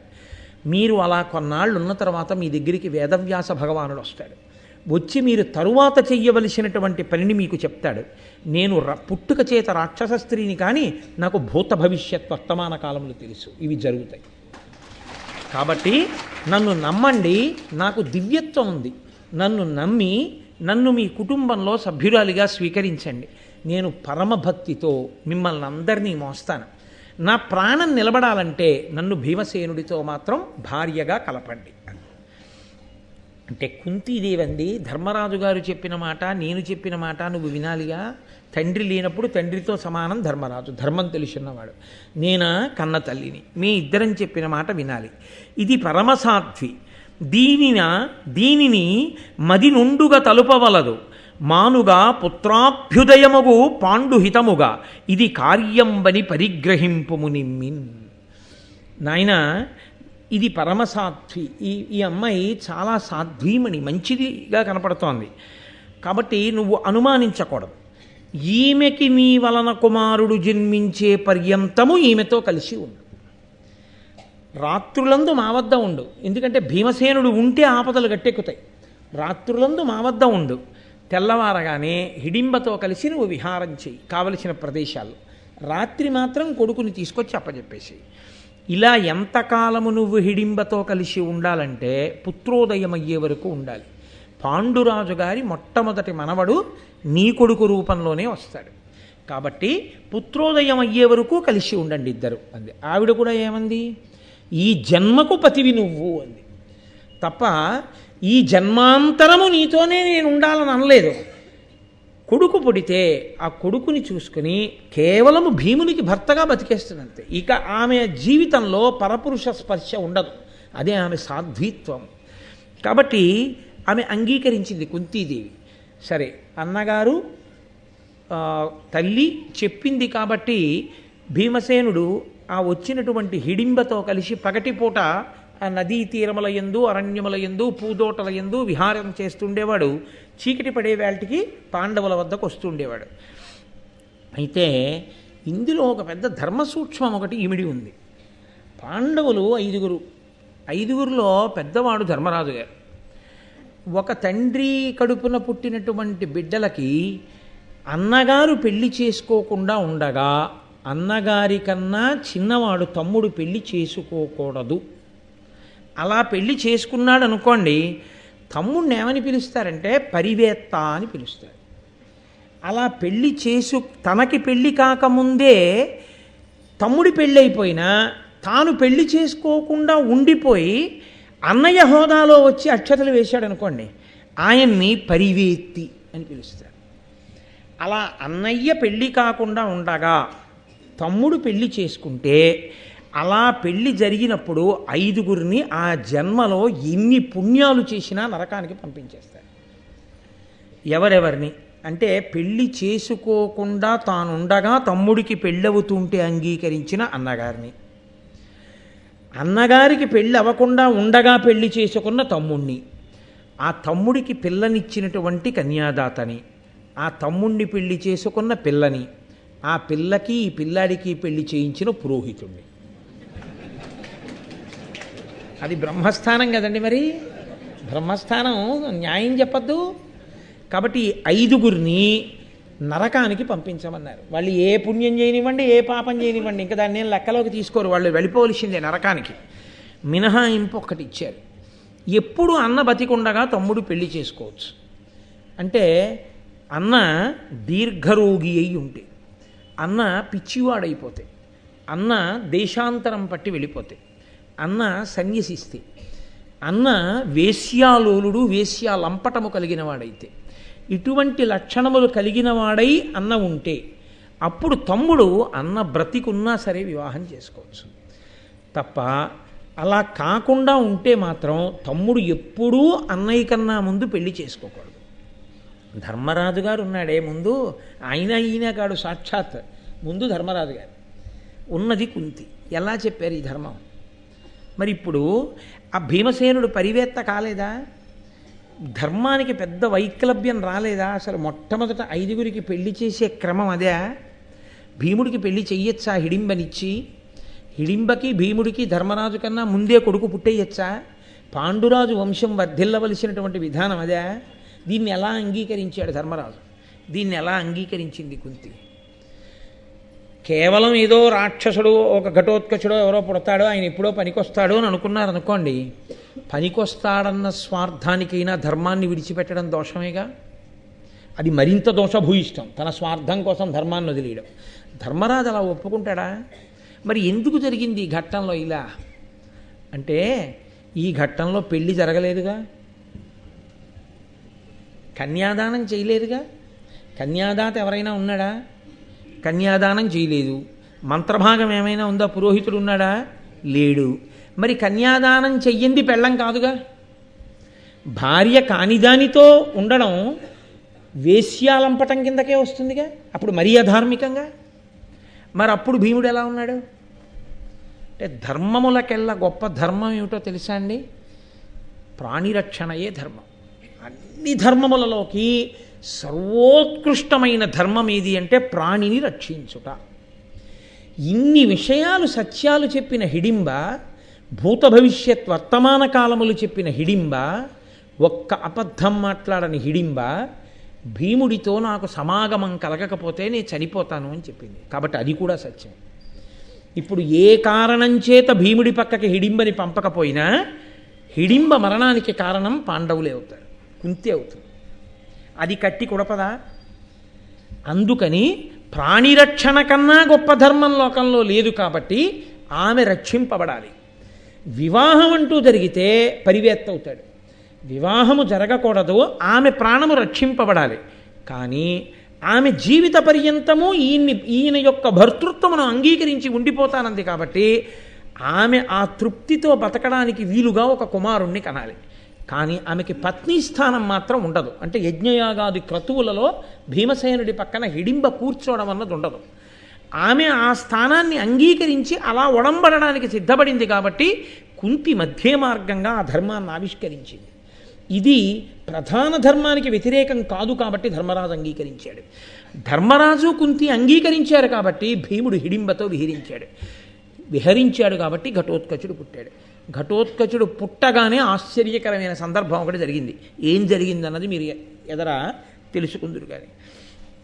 కాబట్టి ఇప్పుడు వీళ్ళు ముందుకు బయలుదేరి వెళ్ళారు.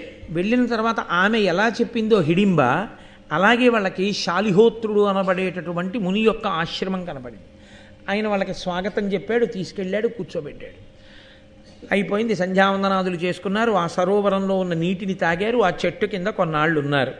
ఉన్న తర్వాత వ్యాస భగవానుడు వచ్చి అన్నాడు, ఇంత గొప్ప పాండురాజు గారి కొడుకులు కుంతీదేవితో కలిసి తల్లితో కలిసి ఒక చెట్టు కింద పడుకుని ఉంటున్నారా? ఆకలి దప్పిలు లేకుండా ఉండడం కోసం ఈ సరోవరంలో నీళ్లు తాగి బతుకుతున్నారా? అసలు మీరు బతికున్నారో చచ్చిపోయారో కూడా లోకానికి తెలియకుండా ప్రచ్ఛన్న వేషాల్లో ఉన్నారా? ఎంత కష్టం వచ్చిందిరా మీకు అని కుంతిని చూసి అన్నాడు. ఇప్పుడు ఈ కష్టానికి కన్నీళ్ళు ఎక్కువ ఎవరికో తెలుసా అండి? తల్లిని చూసిన కొడుకుల కన్నా కొడుకుల వ్యధని చూసిన తల్లి బాధే ఎక్కువ. కాబట్టి కుంతి వంక చూసి అన్నాడు, అమ్మ నువ్వు బెంగ పెట్టుకోకు, వీళ్ళ ఆపద తీరిపోతుంది, వీళ్ళ కష్టం పోతుంది. ఉత్తరోత్తర ధర్మరాజు గారు మళ్ళీ సార్వభౌముడు అవుతాడు, చక్రవర్తి అవుతాడు. ఆయన అనేకమైనటువంటి అశ్వమేధములు, రాజసూయములు మొదలైనటువంటి యాగములు చేస్తాడు. ఈ భీముడికి కమలపాలికతో కలిసి, కమలపాలిక అంటే ఆవిడే హిడింబ, ఆవిడ అసలు పేరు హిడింబాసుడి చెల్లెలు కాబట్టి హిడింబ. ఈ కమలపాలికతో కలిసి ఒక కుమారుడు జన్మిస్తాడు. మీరు కొంతకాలం ఇక్కడుండి ఇక్కడి నుంచి బయలుదేరి ఏకచక్రపురానికి వెళ్ళిపోండి. ఏకచక్రపురంలో మీరు బ్రాహ్మణ వేషములు ధరించండి. బ్రాహ్మణ వేషములలో మీరు ఇల్లిల్లు తిరిగి భిక్షాటన చేయండి. భిక్షాటన చేసి బ్రతకండి. అలా ఏకచక్రపురంలో మీరు కొంతకాలం ఉన్న తర్వాత నేను వస్తాను. వచ్చి తర్వాత మళ్ళీ ఏం చేయాలో నేను చెప్తాను. కాబట్టి జాగ్రత్తగా మనసు కుదుటపరుచుకుని ఇక్కడి నుంచి బయలుదేరి మీరు ఏకచక్రపురానికి వెళ్ళండి అన్నాడు. వాళ్ళు చాలా సంతోషించారు. మీరు ఇందులో వ్యాసుడు వచ్చి చెప్పిన దాంట్లో వాళ్ళకి ఊరటేమి అని మీకు ఇందులో ఏదో జరగబోయేది చెప్పాడు. కానీ భిక్షాటన చెయ్యండి, ఏకచక్రపురంలో ఉండండి, బ్రాహ్మణ వేషాల్లో ఉండండి, ఇంత ఇలా ఎందుకు చెప్పాడు అని ఒక అనుమానం రావచ్చు. మొట్టమొదటి ధర్మ సూక్ష్మం ఏమంటే, నరజన్మ ఎత్తినవాడు ఎన్ని కష్టాలు వచ్చినా ఆత్మహత్య మాత్రం చేసుకోకూడదు, తనని తాను చంపుకోకూడదు. కళ్యాణి బతగాదేయం లౌకికీ ప్రతిభాతిమా ఏతి జీవంతి మానందో నరం వర్ష శతాదపి అంటుంది సీతమ్మ.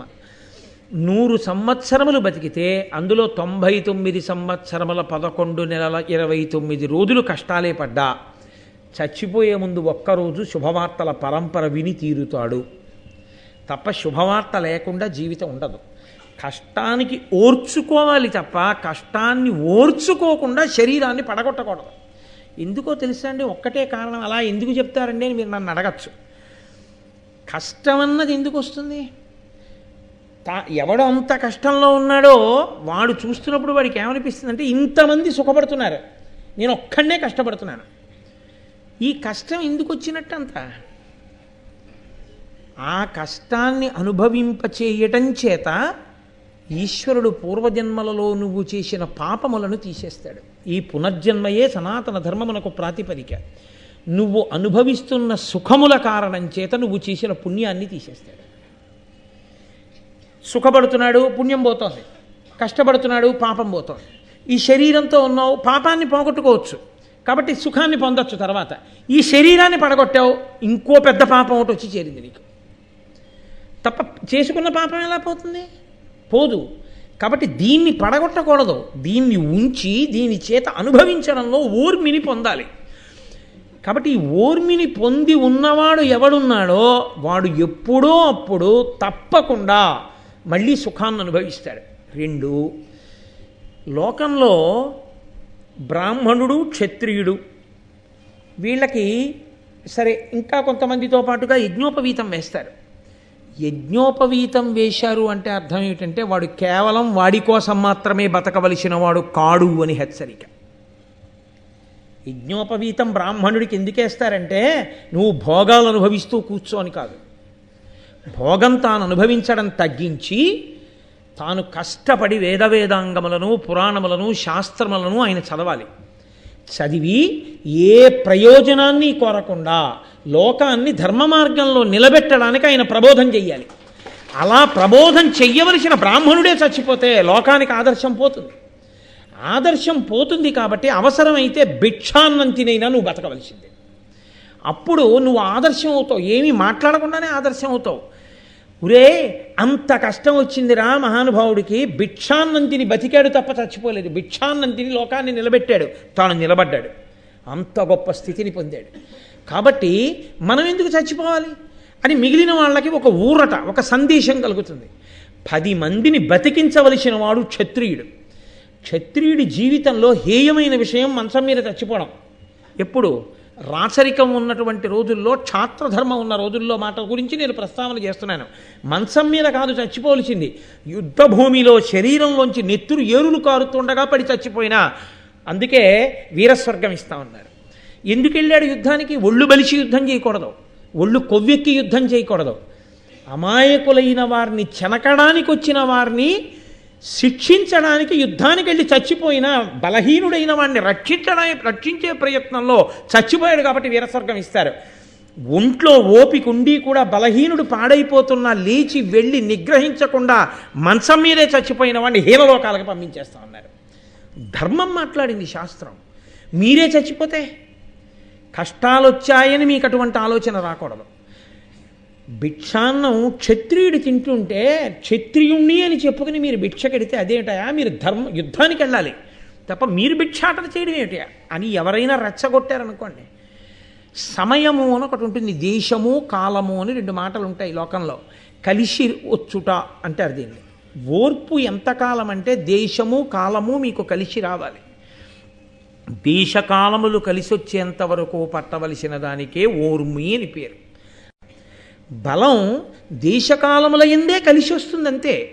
దేశకాలముల యందు బలం కలిసి వచ్చినప్పుడు ఇంత కౌరవులు ఏమంటారో తెలుసా?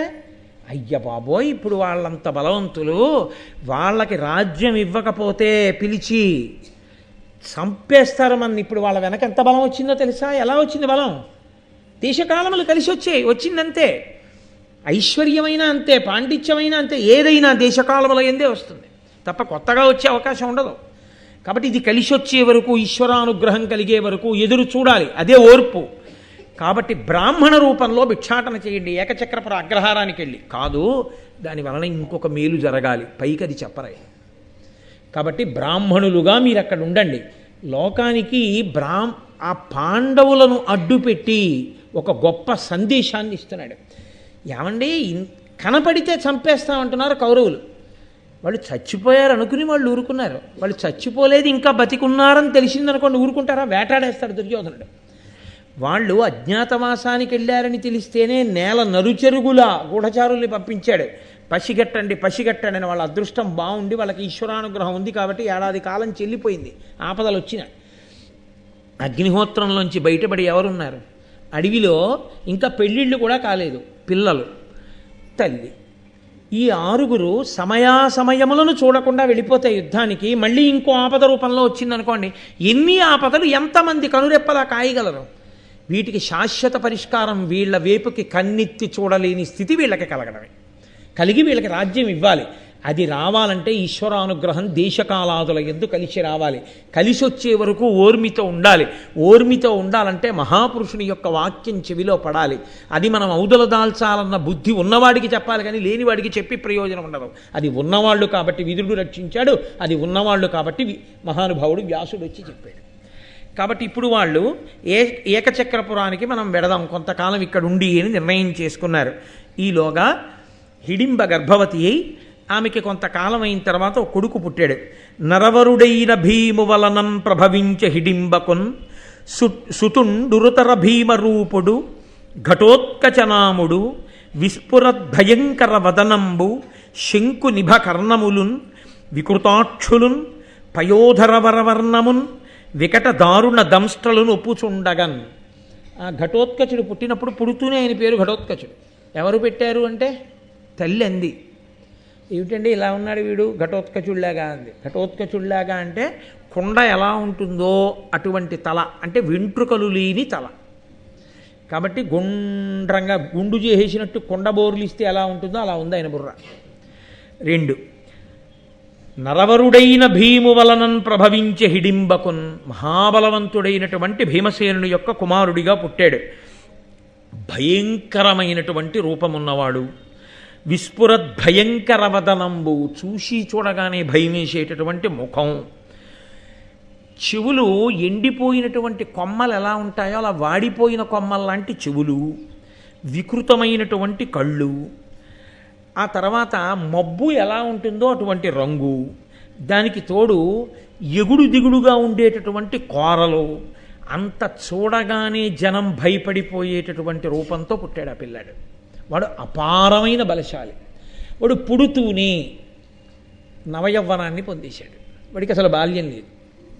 వాడు నవయవ్వనాన్ని పొంది వాడికి ఎవరూ ఉపదేశం చేయకుండానే సమస్త శాస్త్రములు వచ్చేసాయి. వాడు అపార బలవంతుడు ఘటోత్కచుడు. వచ్చేసి ఆయన అన్నాడు, వచ్చి తల్లికి నమస్కారం చేశాడు, తండ్రికి నమస్కారం చేశాడు, నాయనమ్మ కుంతీదేవికి నమస్కారం చేశాడు. నమస్కారం చేసి వాడన్నాడు, నేను పిశాచములకు రాక్షసులకు అధిపతినవుతాను. ఆయన అలా కోరుకున్నాడు. అంటే ఉగ్రమైన మనసున్నవాడు. నేను పిశాచములకు రాక్షసులకు ప్రభువునవుతాను. ఇక్కడ నుంచి బయలుదేరి ఉత్తర దిక్కుగా వెళ్ళిపోతాను. నేను మా అమ్మని తీసుకుని వెళ్ళిపోయి అక్కడ ఉంటాను. ఎక్కడుంటాడు అన్నది ఈ నివాస స్థానం అని ఆయన ఏం చెప్పలేదు. ఉత్తర దిక్కుగా వెళ్ళిపోతాను. మీకు ఎప్పుడైనా నాతో అవసరం పడితే నన్ను స్మరించండి, నేను వస్తాను. వచ్చి మిమ్మల్ని కాపాడతానని పాండవులకు మాట ఇచ్చి ఆయన బయలుదేరి అక్కడి నుంచి ఉత్తర దిక్కుగా వెళ్ళిపోయాడు. వెళ్ళిపోయిన తరువాత పాండవులు బయలుదేరి విదర్భ, మధ్య, త్రిగర్త, కీచక మొదలైనటువంటి రాజ్యములను దాటుకుంటూ ఏకచక్రపురం అనేటటువంటి అగ్రహారానికి చేరుకున్నారు.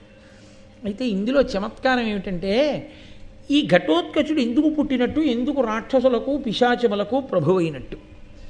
ఈశ్వరుడు, నేను మీతో మనవి చేశాను కాదు, ఈశ్వరుడు ఎవరు ధర్మాన్ని పట్టుకున్నారో వాళ్ళకి ఎప్పుడో రాబోయే ఆపద నుంచి తప్పించడానికి ఇప్పుడే పునాది వేస్తాడు. మహాభారతంలో కర్ణుడు సహజ కవచ కుండలాలతో పుట్టాడు. ఆయనకి ఒక్కొక్క బలం పోతోంది ఈశ్వరానుగ్రహం లేక. దేవేంద్రుడు బ్రాహ్మణ వేషంలో వచ్చి నీ కవచ కుండలాలు ఇమ్మన్నాడు. సూర్యుడు చెప్పాడు, తండ్రి ఇవ్వకు, ఇంద్రుడు వచ్చాడు బ్రాహ్మణ రూపంలోని. ఇంద్రుడే అయినా చెయ్యి చాపి అడిగితే ఇచ్చేస్తాను, నాకు దానకర్ణుడని బిరుదుంది, నా ధర్మం నాది, ఇస్తానంతే, కాబట్టి ఇచ్చేస్తానని ఆ కవచకుండలములను కోసేసి ఇచ్చేశాడు. ఎంత కవచకుండలాలు పట్టుకుపోయినా ఇంద్రుడికి బాధేసింది. ఇంత దానవీరత్వమా, చచ్చిపోతానేమోనని తెలిసి కూడా కవచకుండలాలు ఇచ్చేశాడా? సహజ కవచకుండలాలంటే మాటలా, అందులో తండ్రి సూర్యుడు చెప్పినా వినకుండా ఇచ్చాడా అని నీకు నేను ఒక అస్త్రాన్ని ఇస్తాను, దాని పేరు శక్తి. నీవు ఎవరో ఒక్క పురుషుణ్ణి చంపచ్చు, దాంతో ఎవరైనా సరే అభ్యంతరం లేదు. నువ్వు ఎవరిని తలుచుకుని వేస్తావో వాళ్ళు చచ్చిపోతారు. వాళ్ళు బతకడం అనేటటువంటి సమస్య మాత్రం లేదు, వాళ్ళు చచ్చిపోవలసిందే. కాబట్టి ఇప్పుడు కర్ణుడు దాన్ని ఎవరి కోసం దాచాడంటే అర్జునుడి కోసం దాచాడు. అది వేసేస్తే కురుక్షేత్రంలో అర్జునుడు పడిపోవలసిందే. ఇంకా అందులో మీకు రెండో అభిప్రాయానికి తావేం లేదు, పడిపోతాడు అర్జునుడు. అర్జునుడు పడిపోతే అయిపోయినట్టే కురుక్షేత్రం. ఇంకెవరు ఆపగలిగిన వాళ్ళు? ఆపలేరు. అలాంటి సమయంలో కురుక్షేత్రంలో ఒకానొకప్పుడు ఏమైందంటే ఈ ఘటోత్కచుడు యుద్ధానికి వచ్చాడు. వచ్చి చాలా భయంకరమైనటువంటి యుద్ధం చేశాడు. అంత భయంకరమైనటువంటి యుద్ధం చేస్తున్నటువంటి సమయంలో ఒక 2 రోజులు చేసిన తర్వాత ఒక స్థితిలో భీష్ముడు ఉండగానే ఏమైందంటే అసలు ఈ ఘటోత్కచుడు ఉండగా మనం బతుకుతామా అని అనుమానం వచ్చి పారిపోయింది సైన్యం.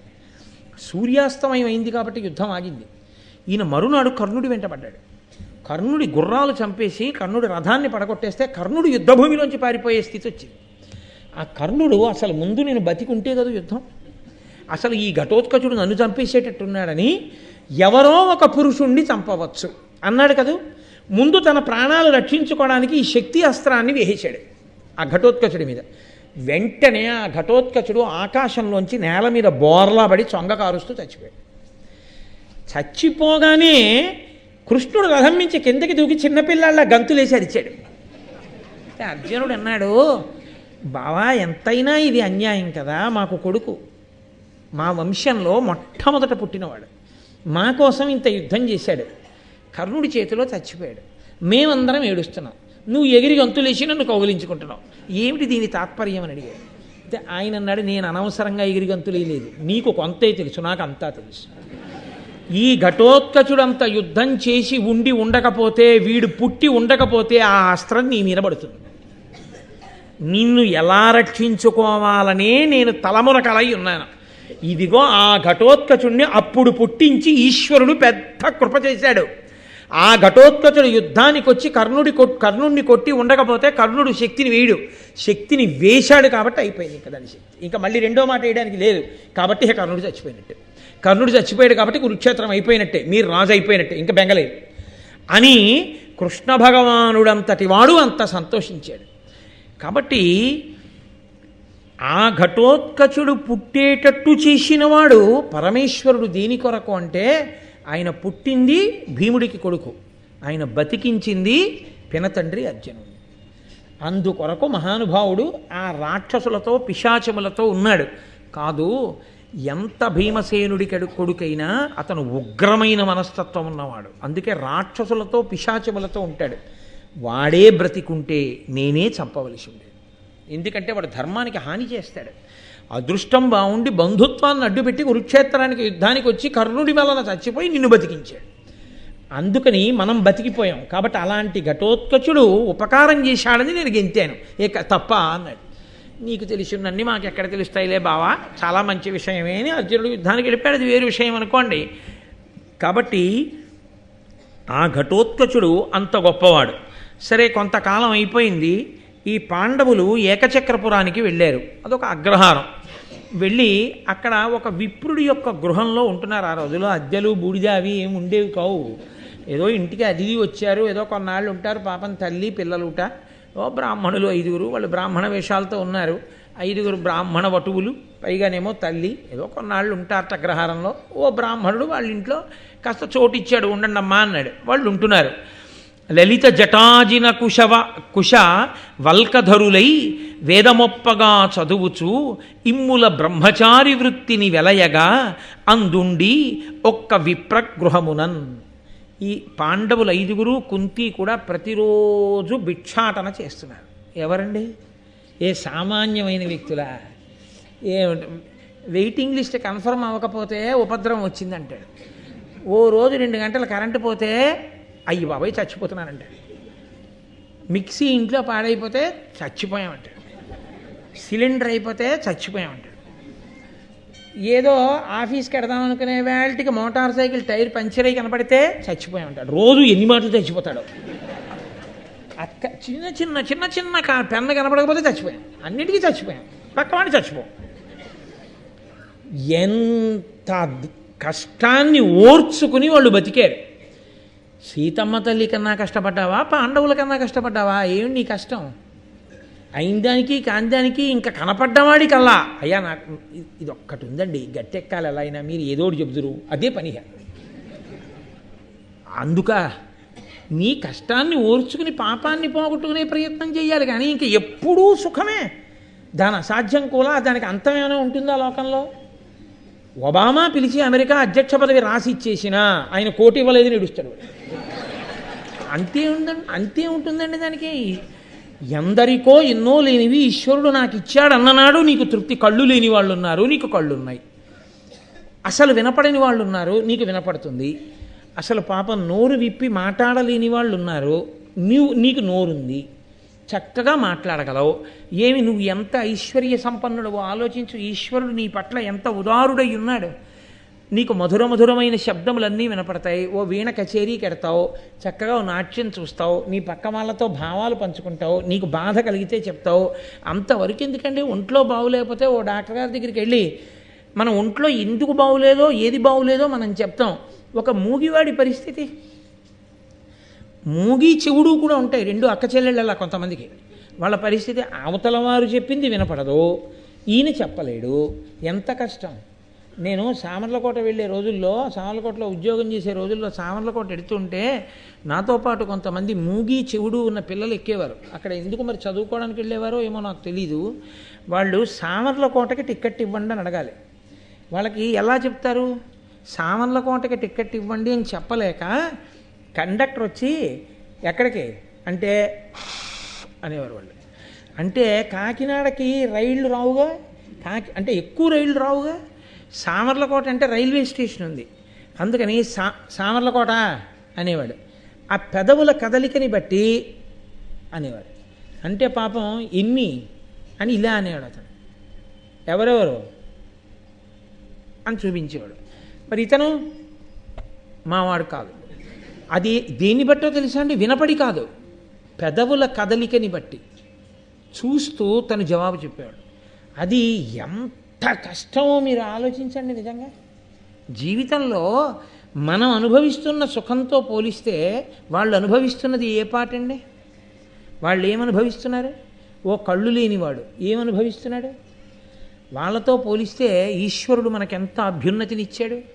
నీకు కళ్ళిచ్చాడు, చెవులిచ్చాడు, నోరిచ్చాడు, ఓ మంచి ఉద్యోగం ఇచ్చాడు, ఆ ఉద్యోగం చెయ్యడానికి కావలసిన శక్తినిచ్చాడు, నెలకి చక్కగా బెళ్ళకుడు వల్లే ఓ 25,000 30,000 జీతం ఇస్తున్నాడు, శుభ్రంగా తిన్నది జీర్ణమయ్యేట్టు చేస్తున్నాడు. సాయంకాలం 1 గంటన్నర సేపు పరమేశ్వరుడు గురించి చెప్పడానికి నీకు ఒళ్ళు నిప్పా. ఎందుకు చెప్పలేవు? ఈశ్వరుడు కూడా నీ కృతజ్ఞత చూసి ఏదో ఒకటి ఉపసంహారం చేస్తే, ఈశ్వరుడు ఏమిచ్చాడు అన్నది ఆలోచించిన నాడు ఎంతో తృప్తిగా ఉంటావు. ఈశ్వరుడు నాకు ఇంకా ఏదో ఇవ్వలేదని ఏడిచిన నాడు నీ ఏడుపుకు అంతు లేదు. ఎవడు ఎన్ని తెచ్చిచ్చినా నీకు తృప్తి లేదు. తృప్తి అన్నది మానసిక భావన. ఉన్నవాడు ఇంతకన్నా ఏం ఉండాలండి, నాకేం లేదంటాడు. అన్నీ ఉన్నా నాకు ఇంకా లేదండి అని ఏడిచేవాడు లేదని ఏడుస్తూనే ఉంటాడు. అది ఆ భావన చేత ఆ తృప్తిని పొంది ఈశ్వరా నువ్వు నాకేమి ఇవ్వలేదయ్యా అన్నారనుకోండి, ఆయన ఎంతో సంతోషిస్తాడు. అసలు ఎప్పుడూ నాకు ఇంకా ఇది లేదుగా, ఇంకా ఇది లేదుగా అంటున్నారనుకోండి, వాడు వస్తున్నాడంటే భయపడిపోతాడు. ఇప్పుడు నాన్నగారు ఉన్నారు, కన్నారు, పెంచారు, పెద్ద చేశారు, చదువు చెప్పించారు, ఏదో 2 రోజులు అలా పెడదాం కదా అని కొడుకింటికి వెళ్ళారు. ఇంకా కాళ్ళు పడుతూ నాన్నగారండి వీలునామా ఎప్పుడు రాస్తారండి, వీలునామా ఎప్పుడు. వాడికి ఎలా ఉంటుంది ఆ తండ్రికి? ఇస్తాడుగా అది కూడాను. కాళ్ళు పట్టి వీలునామాయా? పూజ చేసినప్పుడల్లా దిక్కుమాలిన కోరికే. వాడు ఇచ్చిన వాడికి కృతజ్ఞత ఏది?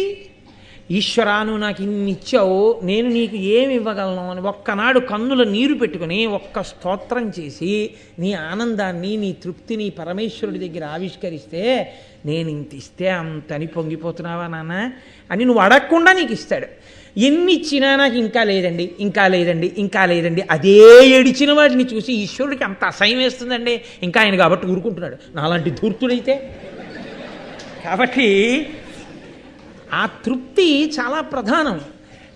మహాభారతంలో దేనికి మహానుభావుడు ఋషితుల్యుడైన నన్నయ్య గారు ఇస్తున్నారంటే, లేదని ఏడవకు, కష్టాన్ని ఓర్చుకోవడంలో పాండవులు భిక్షాటన చేశారు. నీకంత కష్టమేం రాలేదు, నువ్వేం బెచ్చం ఎత్తుకోవట్లేదుగా, ఎక్కడికి వెళ్ళి నువ్వు ఎందుకంత బెంగెట్టేసుకుంటావు? వాళ్ళ కష్టాన్ని తలుచుకుని అంతంత మహాశక్తివంతులు అంతగా దేశకాలములందు ఒదగడం నేర్చుకో. దేశకాలములు తెలియని బతకకు, ఆ ఓర్పు లేని బతకకు, అసహ్యకరమైన బతుకు అది. 10 మందికి బరువుగా ఉంటావు నువ్వు అని కాబట్టి ధృతి చదువుచు భిక్షార్థము ప్రతిగృహమున కరుగుచున్న భవ్యుల మౌనవ్రతులం తృప్తులు చేసిరి సతతము అందుల గృహస్థ సద్విజులు దయన్. అక్కడ ఉండేటటువంటి బ్రాహ్మణులందరూ దయతో ఆ వేదం చదువుకుంటూ మౌనంగా అందరి ఇళ్ల ముందుకి వచ్చి ఆ జోలి పడుతున్నటువంటి ఆ పాండుకుమారుల్ని చూసి బ్రాహ్మణులే అనుకుని వాళ్ళకి సమృద్ధిగా భిక్షాన్నం పెట్టి ఆదరిస్తూ ఉండేవారు. వీళ్ళు ప్రతిరోజు వీళ్ళు చేసే పని ఏమిటంటే ఈ 5గురు భిక్షాటన చేస్తారు, లేదా ఒక్కొక్కసారి 4 ఎడతారు, 3 ఎడతారు, ఆ సందర్భాన్ని బట్టి పెడతారు. వెళ్ళి తెచ్చినటువంటి భిక్షాన్నాన్ని ఎవ్వరూ ఏమీ తినరు, పట్టుకెళ్ళి అమ్మకి ఇచ్చేస్తారు. అది వాళ్ళ ధర్మం. అమ్మ పదార్థాన్నంతటినీ ఓ విస్తట్లో వేసి సగం చేస్తుంది. ఈ సగాన్ని భీముడికి పెడుతుంది. ఎందుకంటే ఆయన శరీర బలం అటువంటిది, ఆయన ఆకలి అటువంటిది. సగం భీముడికి పెడుతుంది. మిగిలిన సగం 4 భాగాలు చేసి ధర్మరాజుకి, అర్జునుడికి, నకులుడికి, సహదేవుడికి పెడుతుంది. వాళ్ళ ప్రేమ ఎటువంటిదంటే రోజు సగం భీముడు తినేస్తున్నాడు అందరూ, సగం తినాలి భీముడని కోరుకుంటారు. అని వాళ్ళు భీముడు తింటుంటే అయ్యో పాపం ఇంతే తింటున్నాడు, నిజంగా ఎంత తినవలసిన వాడు, ఎంత ఆకలి ఉన్నవాడు, ఏమిటో ప్రారంధం మనం భిక్షాటన చేసి తెచ్చి ఇంతే పెట్టగలుగుతున్నామని బాధపడతారు. అంత ప్రేమ కలిగిన అన్నదమ్ములు వాళ్ళు. కాబట్టి అలా తింటున్నారు. ఒక రోజున భీముడు ఇంట్లో ఉన్నాడు, మిగిలిన 4 భిక్షాటనకి వెళ్ళారు.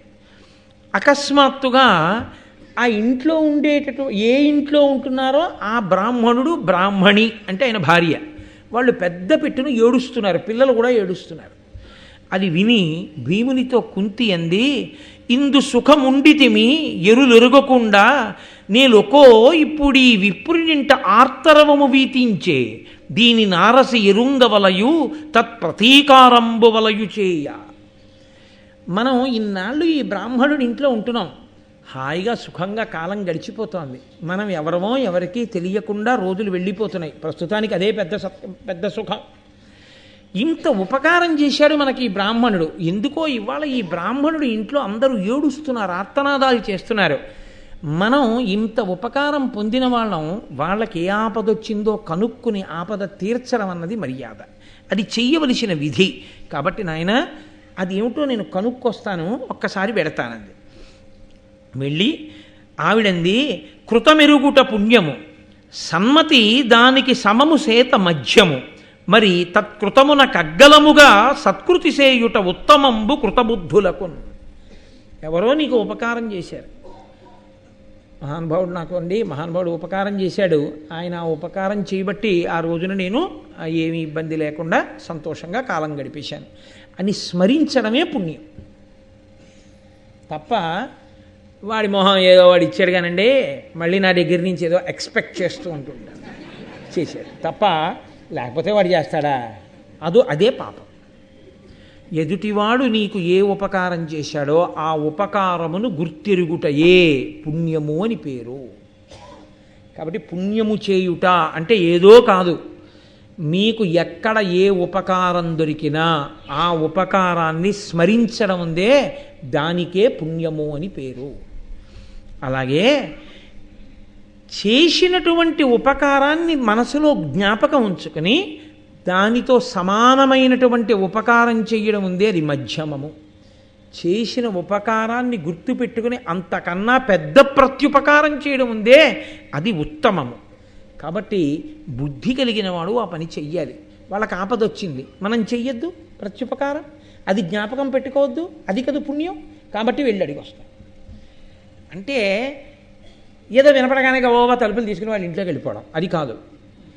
ధర్మం ఎప్పుడూ ధర్మం. కుంతీదేవి పట్టుకుంటే ధర్మం, పాండురాజు గారు పట్టుకుంటే ధర్మం, ధర్మరాజు గారు పట్టుకుంటే ధర్మం. అలా ఎప్పుడూ వాళ్ళు ధర్మం గురించి ఆలోచించారు. ధర్మం గురించి ఆలోచించారు కాబట్టి తుట్టతుదన వాళ్ళ నోటి వెంట ఏది వచ్చిందో అది ధర్మమే వారి నోటి వెంట వచ్చింది. కాబట్టి ఆమె ఆ ఇంట్లోకి వెళ్ళి చూసింది. చూసేటప్పటికి ఆ బ్రాహ్మణుడు ఏడుస్తున్నాడు. ఆయన చాలా వేదాంతం చెప్పాడు, ఏమిటో ఈ మనిషి ఏమిటో, ఈ పుటకేమిటో, ఈ పెళ్ళిళ్ళు ఏమిటో, ఈ సంసారాలు ఏమిటో, ఈ పుట్టడాలు ఏమిటో, ఈ చచ్చిపోవడాలు ఏమిటో, కొన్నాళ్ళు కలిసి ఉండడం ఏమిటో, ఎవరికి ఎవరు ప్రాప్తం, ఒకళ్ళు ముందు ఒకళ్ళు వెనక అని ఆయన ఏడుస్తున్నాడు.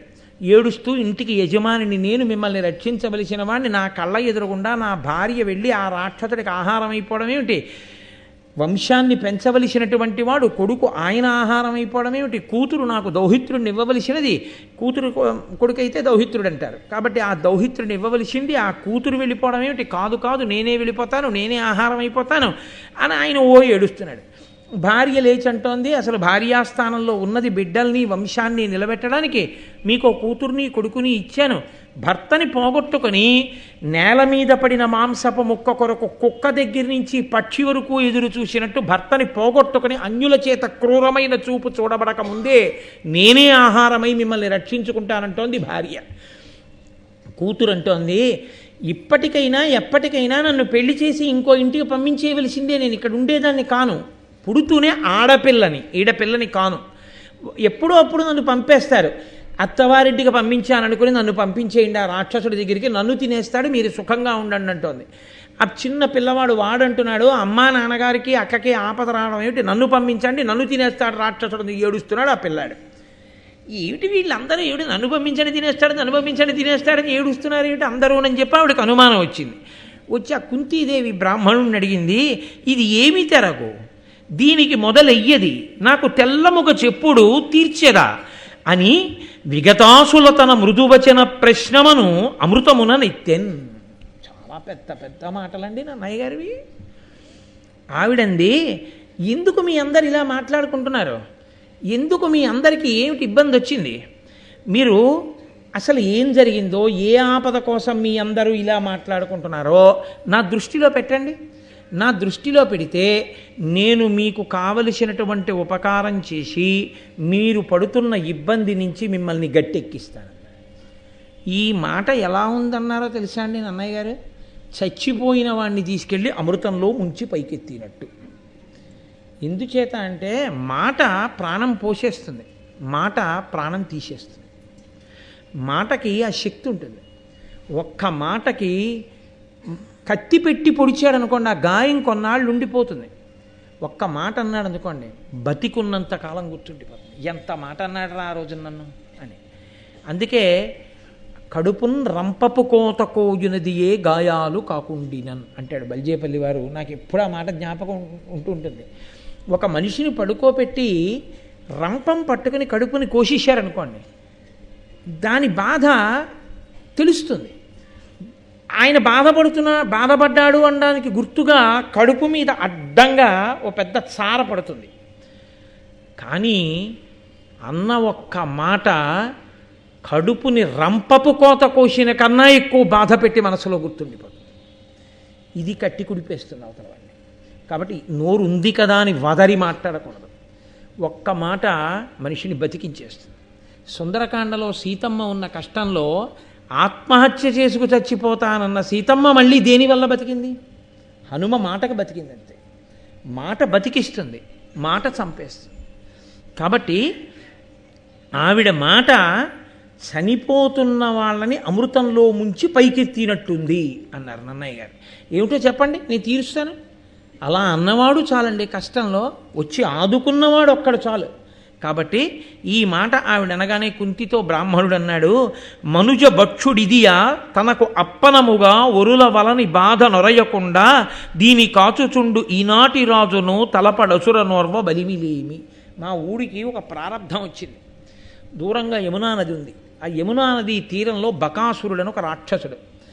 ఆయన ఈ అగ్రహారం మీద పడి కనబడ్డ వాళ్ళందరినీ తినేవాడు. అప్పుడు ఈ అగ్రహారంలో ఉన్న వాళ్ళందరూ ఆ రాక్షసుడితో ఒక ఒప్పందం చేసుకున్నారు. ఆయన ఈ ఊరిని రక్షిస్తాడు. దేన్ని? ఎందుకో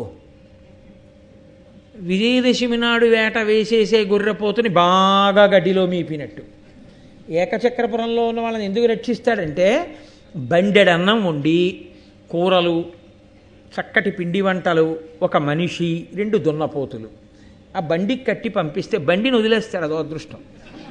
బహుశా బండి కర్రలతో పళ్ళు ఏమైనా గీక్కుంటాడు వాడు. మిగిలినటువంటి వాటిని అన్నింటినీ వాడు తింటాడు. ఒక్కొక్క ఇంటిది ఒక్కొక్క వంతు. నా ప్రారంధం కొద్దీ ఇవాళ మా ఇంటికి వంతు వచ్చింది. బండెడు అన్నం పంపడం ఇబ్బంది కాదు, ఏదో 2 దున్నపోతుల్ని సేకరించి కట్టడం ఇబ్బంది కాదు. నా ఇంటి నుంచి ఒక మనిషి వెళ్ళాలి. ఎవరు వెళ్ళాలని బాధపడుతున్నాను. మరి మీ ఊళ్ళో ఇలా ఇంటికొకళ్ళని రాక్షసుడు చంపేస్తుంటే మీ రాజుగారు ఏం చేస్తున్నారు? మా రాజుగారికి ఆ రాక్షసుడిని ఓడించేంత బలం లేక ఆయన చెప్పినట్టు చెయ్యండి అని చెప్పి వెళ్ళిపోయాడు. కాబట్టి ఆయన అన్నాడు, పోలంగా ధర్మశీలుండై భూరి బలాధికుడైన దారుణీ పాలకు రక్షమున్బడసి భార్యను పుత్రులన దయుక్తితో ఓలిన మేలుగా బడసి ఉళ్ళనున్నది ఇట్లు కాని నాడేల గృహస్థ వృత్తి సుఖమేగి వనంబున ఉనికి కష్టమే. దేశాన్ని పరిపాలించేటటువంటి ప్రభువు బలవంతుడై ఉపద్రవములు రాకుండా ప్రజల్ని రక్షించగలిగిన వాడైతే ఆ రాజ్యంలో ఉండాలి తప్ప ఉండాలి, అప్పుడు పెళ్లి చేసుకోవాలి, గృహస్థాశ్రమంలో ఉండాలి. ఆ ఊళ్ళో ఉండే ప్రభువు ఎవరినీ రక్షించలేని వాడైతే అలాంటి చోట పెళ్లి చేసుకుని ఉంటే మాత్రం సుఖం ఏమిటి? ఏ రోజు ఎవరిని ఎత్తుకుపోతారో ఏమైపోతుందో తెలియదు. కాబట్టి బలమైన రాజు లేకపోవడం వల్ల ఈ ప్రారంధం అంతా వచ్చింది. కాబట్టి ఒకరిని అనుకుని ప్రయోజనమే ఉంది. ఇప్పుడు జరగవలసిన కార్యం జరగవలసిందే, కాబట్టి నేను వెళ్ళవలసిందే అంటే కుంతీదేవంది, మీరు కంగారు పడకండి, మా అబ్బాయిని పంపిస్తాను. ఆయన హడిలిపోయాడు, ఉలిక్కి పడ్డాడు. ధర్మం అన్న మాటకు అర్థం అదండి.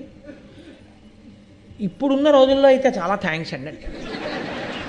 ఆయన అలా అనలేదు. ఆయన అన్నాడు, అతిథి అయి వచ్చిన బ్రాహ్మణున్ జీవితార్థినై నాకు హితముగా రక్కసు వాత త్రోవ నీ నుట్లుడంబడుదు మతి నవమానింపంగతాననిన విప్రు మరణంబు తలుచుటతి పాతకము పాతకములలో బ్రహ్మహత్యయ పెద్ద. ఆయన అన్నాడు, నా ఇంటికి అతిథిగా వచ్చారు మీరు, నా ఇంటికి అతిథిగా వచ్చి ఉన్నటువంటి బ్రాహ్మణులు మీరు. అటువంటి వాళ్ళని నేను ఎలా పంపించేస్తాను ఇక్కడి నుంచి? పంపించి రాక్షసుడికి ఆహారం అయిపోమ్మని చెప్పనా? మా ఇంట్లో ఉన్న బ్రాహ్మణుడు నా ప్రాణం కోసమని తన ప్రాణం వదిలేస్తే ఆ బ్రహ్మహత్యా పాతకం నన్ను చుట్టుకోదా? అంతకన్నా నేను చచ్చిపోవడం మంచిది తప్ప నేను ఇటువంటి పాతకాన్ని మాత్రం అంట కాగను.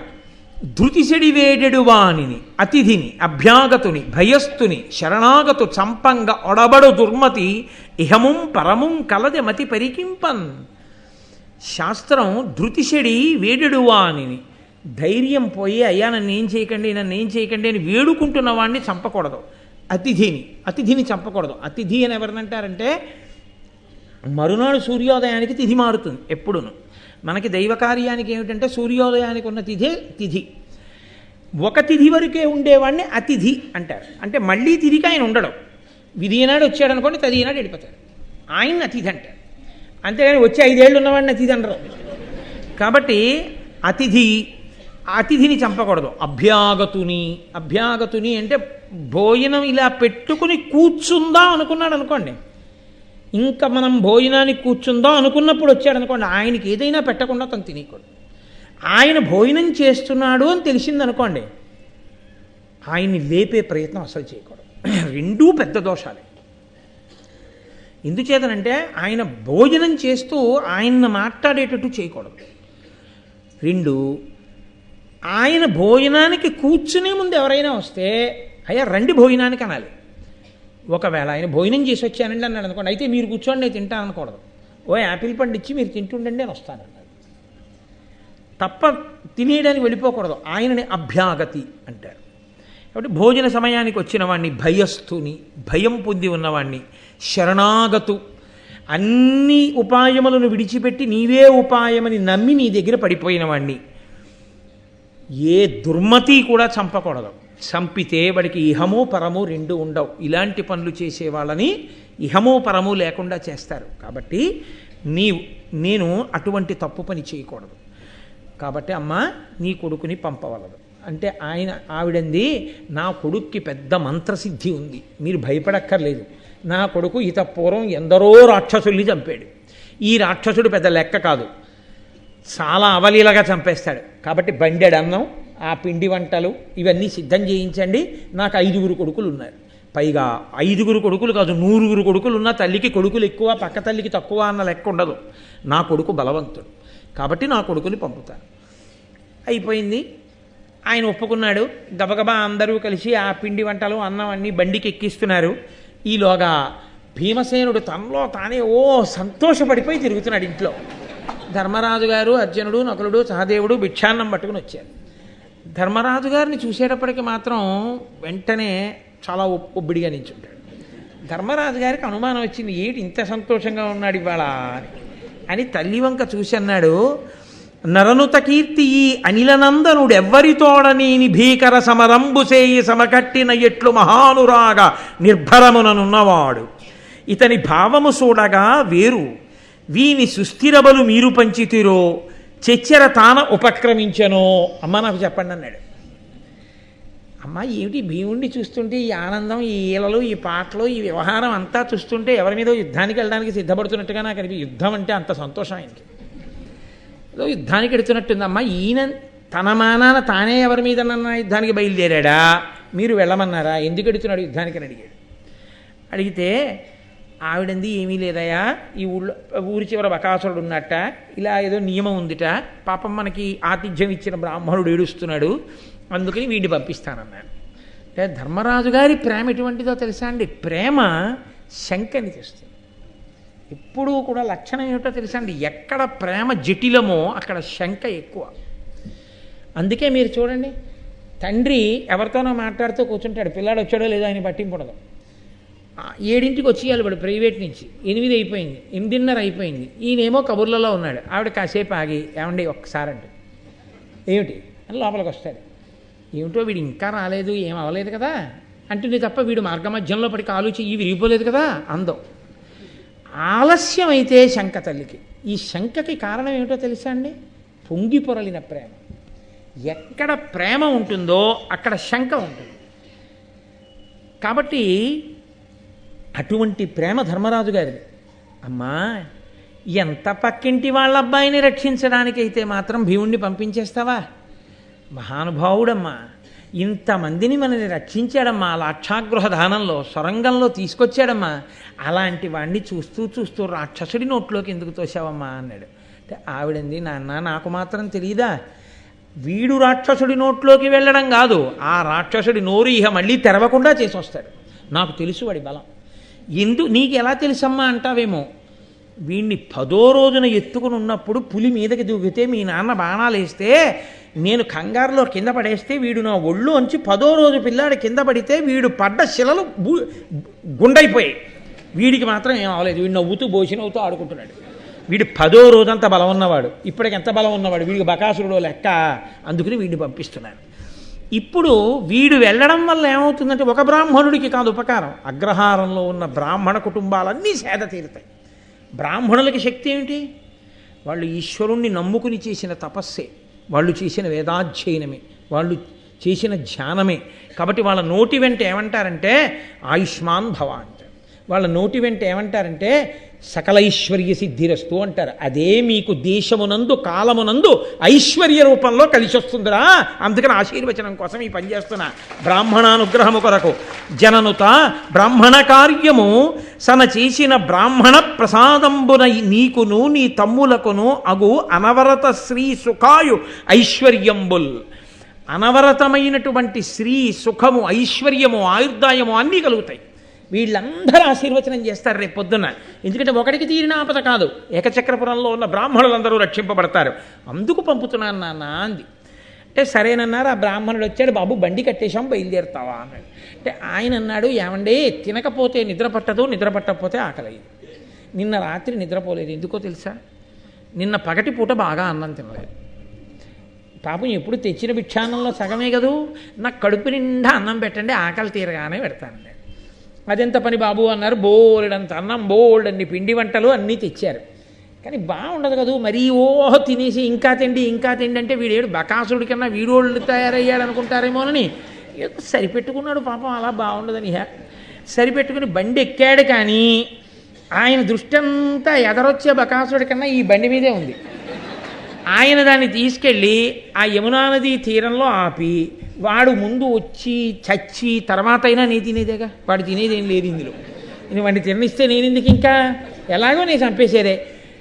తిక్కుమాలను కూడా చంపేసిన తర్వాత ఆ నెత్తురు అవన్నీ మీద పడతాయి, అప్పుడు వెళ్ళాలి, స్నానం చేయాలి, దుమ్ము దులుపుకోవాలి, రావాలి, ఈలోగా ఏ కేకో వాళ్తుంది బొత్తిగా, అలా ఎలా తింటాను, ముందు నేను తినేస్తే గొడవ వదిలిపో పని అయిపోతుంది, అక్కడికి శుద్ధాన్నం తినేసినట్టు ఉంటుంది. కాబట్టి ఆయనే బండి ఎక్కేసి తినేస్తున్నాడు. ఈయన ఏమిటి వేళ దాటిపోయింది, ఇంకా క్యారేజీ తెప్పించుకునే వాళ్ళు ఉంటారు చూడండి, అలా ఆయన ఏమిటి ఇంకా రాడేమిటి ఏకచక్రపురం వాళ్ళకి ఒళ్ళు బలిసిపోయింది, ఇప్పటికీ రాలేదు అని చెప్పి ఆయన బాధపడిపోతున్నాడు. ఈయన శుభ్రంగా బ్రాహ్మణులు పెట్టినవన్నీ తినేశాడు, ఇక్కడికి వచ్చాడు, ఈ బండిలో ఉన్నవన్నీ తింటున్నాడు. ఆయన ఆ గుహలోంచి బయటికి వచ్చి చూసేటప్పటికి యమునా తీరంలో బండి మీద కూర్చొని చక్కగా అన్నీ తినేస్తున్న భీముడు కనబడ్డాడు. ఎక్కడ లేని కోపం వచ్చింది, వీడేమిట్రా పెట్టకపోగా వీడే తినేస్తున్నాడు ఏమిటి మనవన్నీనని. చనుదించి ముందట శకటంబుపై నుండి యోడక కుడుచుచునున్న భీము దవ్వుల చూచి నిత్యము నాకు నియమించి కొనివచ్చు కూడేల కుడిచెదీవు కడు క్రొవ్వి ఏకచక్రంబున వారలకేనింత ఎల్లిదమేలయైతి అని డాయవచ్చి ఎయ్య నిలనందును వీపు పిడికిట పొడిచిన బెదరక కసురు వలను సూడకొండు వగవక ఎప్పటి ఎట్లు కుడుచుచున్న అలిగి బకుడు వీని బాగు సూడ వేరంచుడాసిన తరువు బెరికి కొనుచు దాంకుదంచే. గబగబా వెళ్ళి ఎరా ఏకచక్రపురంలో ఉండేటటువంటి వాళ్ళకి బాగా ఒళ్ళు కొవ్వు పట్టింది, నాకు వేళ పట్టున తినడానికి కావలసినది పంపించడం మానేసి నువ్వు తీసుకొచ్చి యమునా తీరంలో బండి పెట్టేసి నువ్వు తినేస్తున్నావా, ఏంట్రా నీ ఉద్ధతి అని ఆయన ఆ వచ్చినటువంటి బకాసురుడు చేతి పిడికిలితో ఒక్క పోటు పొడిచాడు ఆ భీమసేనుడి యొక్క డొక్కలో. ఇంత పెద్ద రాక్షసుడు డొక్కలో పోటు పొడిస్తే కనీసం ఇలా వెనక్కి తిరిగి కూడా చూడకుండా ఉండు ముందు తిన్నవయా అన్నట్లుగా ఆయన తింటున్నాడు. ఆయన చూసి ఇదేమిట్రా ఇంత పిడికిలి పోటు పొడిస్తే కోపంతో వీడు కనీసం వెనక్కి తిరిగి చూడటం లేదు, వీడికి పిడికిలి పోట్లు వీడినో చెట్టుతో కొడతానని వెనక్కిలో పెద్ద చెట్టు పీకి తీసుకొచ్చాడు. సరే యుద్ధం ప్రారంభమైంది, ఇద్దరు చెట్లతో కొట్టుకున్నారు, మళ్ళా యుద్ధం చేశారు. నన్నయ్య గారు మహానుభావుడు, ఈశ్వరానుగ్రహం, తాను ఎన్ని మల్ల యుద్ధాలో చేసినట్టుగా రచన చేసేశారంతే. ఆ కాళ్ళతో తొక్కి పెట్టారు, కింద పారేశారు, ఆ మీద ఎక్కి తొక్కాడు, గుండెల మీద గుద్దాడు, ఆ బకాసురుడు నెత్తురు కక్కాడు, చిట్ట చివర వారి వెన్ను విరిచేశాడు, గిరగిరా తిప్పాడు, అవతల పారేశాడు. ఆ బకాసురుడి శవం అక్కడ పడిపోయి, ఆ బకాసురుడు పడిపోయి చచ్చిపోగానే బకాసురుడి యొక్క బంధువులందరూ గబగబా వచ్చారు రాక్షసులు. వాళ్ళు భీముడిని చూసి హడిలిపోయారు. భీముడు అన్నాడు, మీరు ఉండండి, నేనేమన్నాం, ఇక నుంచి మీరు ఎప్పుడైనా నరమాంసం తిన్నారో వీడి వెనకాలే మీరు వెళ్ళిపోతారు. వాళ్ళందరూ ఒట్టు పెట్టారు, మహాప్రభో ఇంకా మేమందరం కూడా అడవిలో తిరిగేవి తింటాం తప్ప ఎప్పుడూ ఏకచక్రపురంలోకి రావడం కానీ నరమాంసం తినడం కానీ మా జన్మాంతరంలో మేము చెయ్యం, కాబట్టి మమ్మల్ని విడిచిపెట్టాను. ఆ రాక్షసుల్ని విడిచిపెట్టేసి మళ్ళీ పాపం వాళ్ళందరూ వచ్చి ఏం చూస్తారు, ఈ శవాన్ని దీన్నే తీసుకుపోతే వాళ్ళు చూస్తారని చెప్పి ఈడుచుకుంటూ లాక్కొచ్చేసి ఆ అగ్రహార ద్వారం ముందు బారేసేసి బ్రాహ్మణులందరినీ పిలిచి, ఇదిగో మీకు పీడ వదిలిపోయింది, ఇక గొడవలేదు, చంపేశాను బకాసురుణ్ణి, చూడండి అన్నాడు. వాళ్ళందరూ వచ్చారు, చూసి వీడొక మంత్రసిద్ధుడగు విప్రుడు, అసాధ్యబలున్ బకాసురున్ నేడని చంపెనెట్టే ఇతనించని చూతమా అంచు జెచ్చెరం పోడిగా వేత్రకీయమున భూసురులాదిగ వచ్చి చూచి రవ్వాడి మగంటిమిన్ వెలయువాని వృకోదరు నెల్లవారలు. ఏమి మంత్రసిద్ధి కలిగిన బ్రాహ్మణుడురా, మంత్రసిద్ధి ఉంది, భుజబలం ఉంది, అసాధారణం. ఇలాంటి బ్రాహ్మణుడిని మనం చూడలేదు, రండి వెళ్ళి చూద్దాం. ఆయన అనుకున్నాడు బకాసురుడి శవం చూడ్డానికి వస్తాడనుకున్నాడు. వీళ్ళు ఇలాంటి బ్రాహ్మణుడిని చూడాలని వీళ్ళు వచ్చారు. వాళ్ళందరూ వచ్చి కుంతీదేవి ఎలా కోరుకుందో అలాగే వాళ్ళందరికీ ఆశీర్వచనం చేశారు. చక్కగా అందరూ సంతోషంగా అమ్మయ్య బకాసురుడు మరణించారని పొంగిపోతున్నారు. పాండవులందరూ ఎంతో ఆనందంగా ఇంట్లో ఉన్నారు. ఇంకా అక్కడి నుంచి బయలుదేరి కొంతకాలం ఏకచక్రపురంలో ఉండండి, నేను వస్తానని కదు చెప్పాడు వ్యాసుడు. నేను వచ్చి చెప్తానన్నాడంటే ఇక్కడ బకాసుర సంహారం అయ్యేంత వరకు రాడు వ్యాసుడు. ఆ ఏకచక్రపురంలో ఉండే బ్రాహ్మణులు రక్షింపబడడం కోసమని భీమసేనుడు అక్కడికి చేరాలి. అందుకని ఆ ప్రణాళిక ప్రకారం ఇంకా రాలేదు. ఇంకా కొంతకాలంలో మనం ఈ ఏకచక్రపురం నుంచి బయలుదేరుదాం, ఎక్కడికి వెళ్ళాలి, ఏం చెయ్యాలి అనుకుంటుండగా ఒకరోజు ఆ ఇంటికి అతిథిగా, ఆ బ్రాహ్మణుడి ఇంటికి అతిథిగా వేరొక బ్రాహ్మణుడు వచ్చాడు. కుంతీదేవి పాండవులు వెళ్ళి అడిగారు, అయ్యా మీరు బ్రాహ్మణుడు ఊర్లన్నీ తిరుగుతుంటారు, ఎక్కడ ఏ వింతలు ఉన్నాయో మాకు చెప్పండి. వింతలలోకెల్లా వింత ఒకటి ఉంది లోకంలో. పాంచాల మహారాజు గారు ద్రుపదుడికి యజ్ఞంలోంచి నవయవ్వనంలో ఉన్నటువంటి ఒక ఆడపిల్ల పుట్టింది. ఆవిడ సాక్షాత్ లక్ష్మి. ఆమె ద్రౌపదీదేవి, కృష్ణ అని పిలుస్తారు. ఆ యజ్ఞగుండంలోంచే ఒక పిల్లవాడు పుట్టాడు, వాడిని దృష్టద్యుమ్నుడు అని పిలుస్తారు. వాళ్ళిద్దరూ అన్నా చెల్లెళ్ళు. అదిగో ఆ యజ్ఞగుండంలోంచి పుట్టిన అయోనిజ అయిన కూతురుందే, ఆ ద్రౌపదీదేవికి ఆ కృష్ణకి స్వయంవరం ప్రకటించాడు పాంచాల మహారాజు. ఇంతకన్నా ఆశ్చర్యం ఏముంది అన్నారు. ఆయన వెంటనే పాండవులు అన్నారు, ఏం ఆశ్చర్యం, ఏం ఆశ్చర్యం, మనుష్యులకు పుట్టకుండా అయోనిజగా అగ్నిగుండంలోంచి యవ్వనంలో ఉన్న ఆడపిల్ల పుట్టిందా? ఎంతటి కారణజన్మురాలు, ఇంతటి కారణజన్మురాలు ద్రుపద మహారాజు గారికి కూతురుగా అలా ఎలా యజ్ఞగుండంలోంచి పుట్టిందో, దానికి కారణం ఏమిటో, ఇందువల్ల ద్రుపదుడు ఆ పిల్లకి తండ్రి అయ్యాడో మాకు తెలియచేయవలసింది అన్నాడు. మీకు ఈ కథ అంతా చెప్తాను కూర్చోండి అని చెప్పి, చీకటి పడిపోతోంది కదా అందుకని చెప్తాను సావధానంగా అని ఆ బ్రాహ్మణుడు తాను చేసుకోవలసినటువంటి క్రియాకలాపం కొరకు తాను కొద్ది వ్యవధానం తీసుకుని రేపు సాయంకాలం 6:30 చెప్తాడు. కాబట్టి రేపు మీరు విందురుగా. మంగళాశాసనపరై మదాచార్య పురోగమై సర్వైశ్చ పూర్వైరాచార్యై సత్కృతాయాస్తు మంగళం. మంగళం కోసలేంద్రాయ మహనీయ గుణాత్మనే చక్రవర్తి తనూజాయ సర్వభౌమాయ మంగళం. ఉమాకాంతాయ కాంతాయ కామితార్థప్రదాయినే శ్రీగిరీశాయ దేవాయ మలినాథాయ మంగళం. కరచరణకృతం వా కర్మవాక్కాయజం వా శ్రవణనైనజం వా మానసం వాపరాధం విహితమవిహితం వా సర్వమేత్తక్షమస్వ శివ శివ కరుణాబ్ధే శ్రీమహాదేవ శంభో. సర్వం శ్రీ ఉమామహేశ్వర బ్రహ్మార్పణమస్తు. స్వస్తి.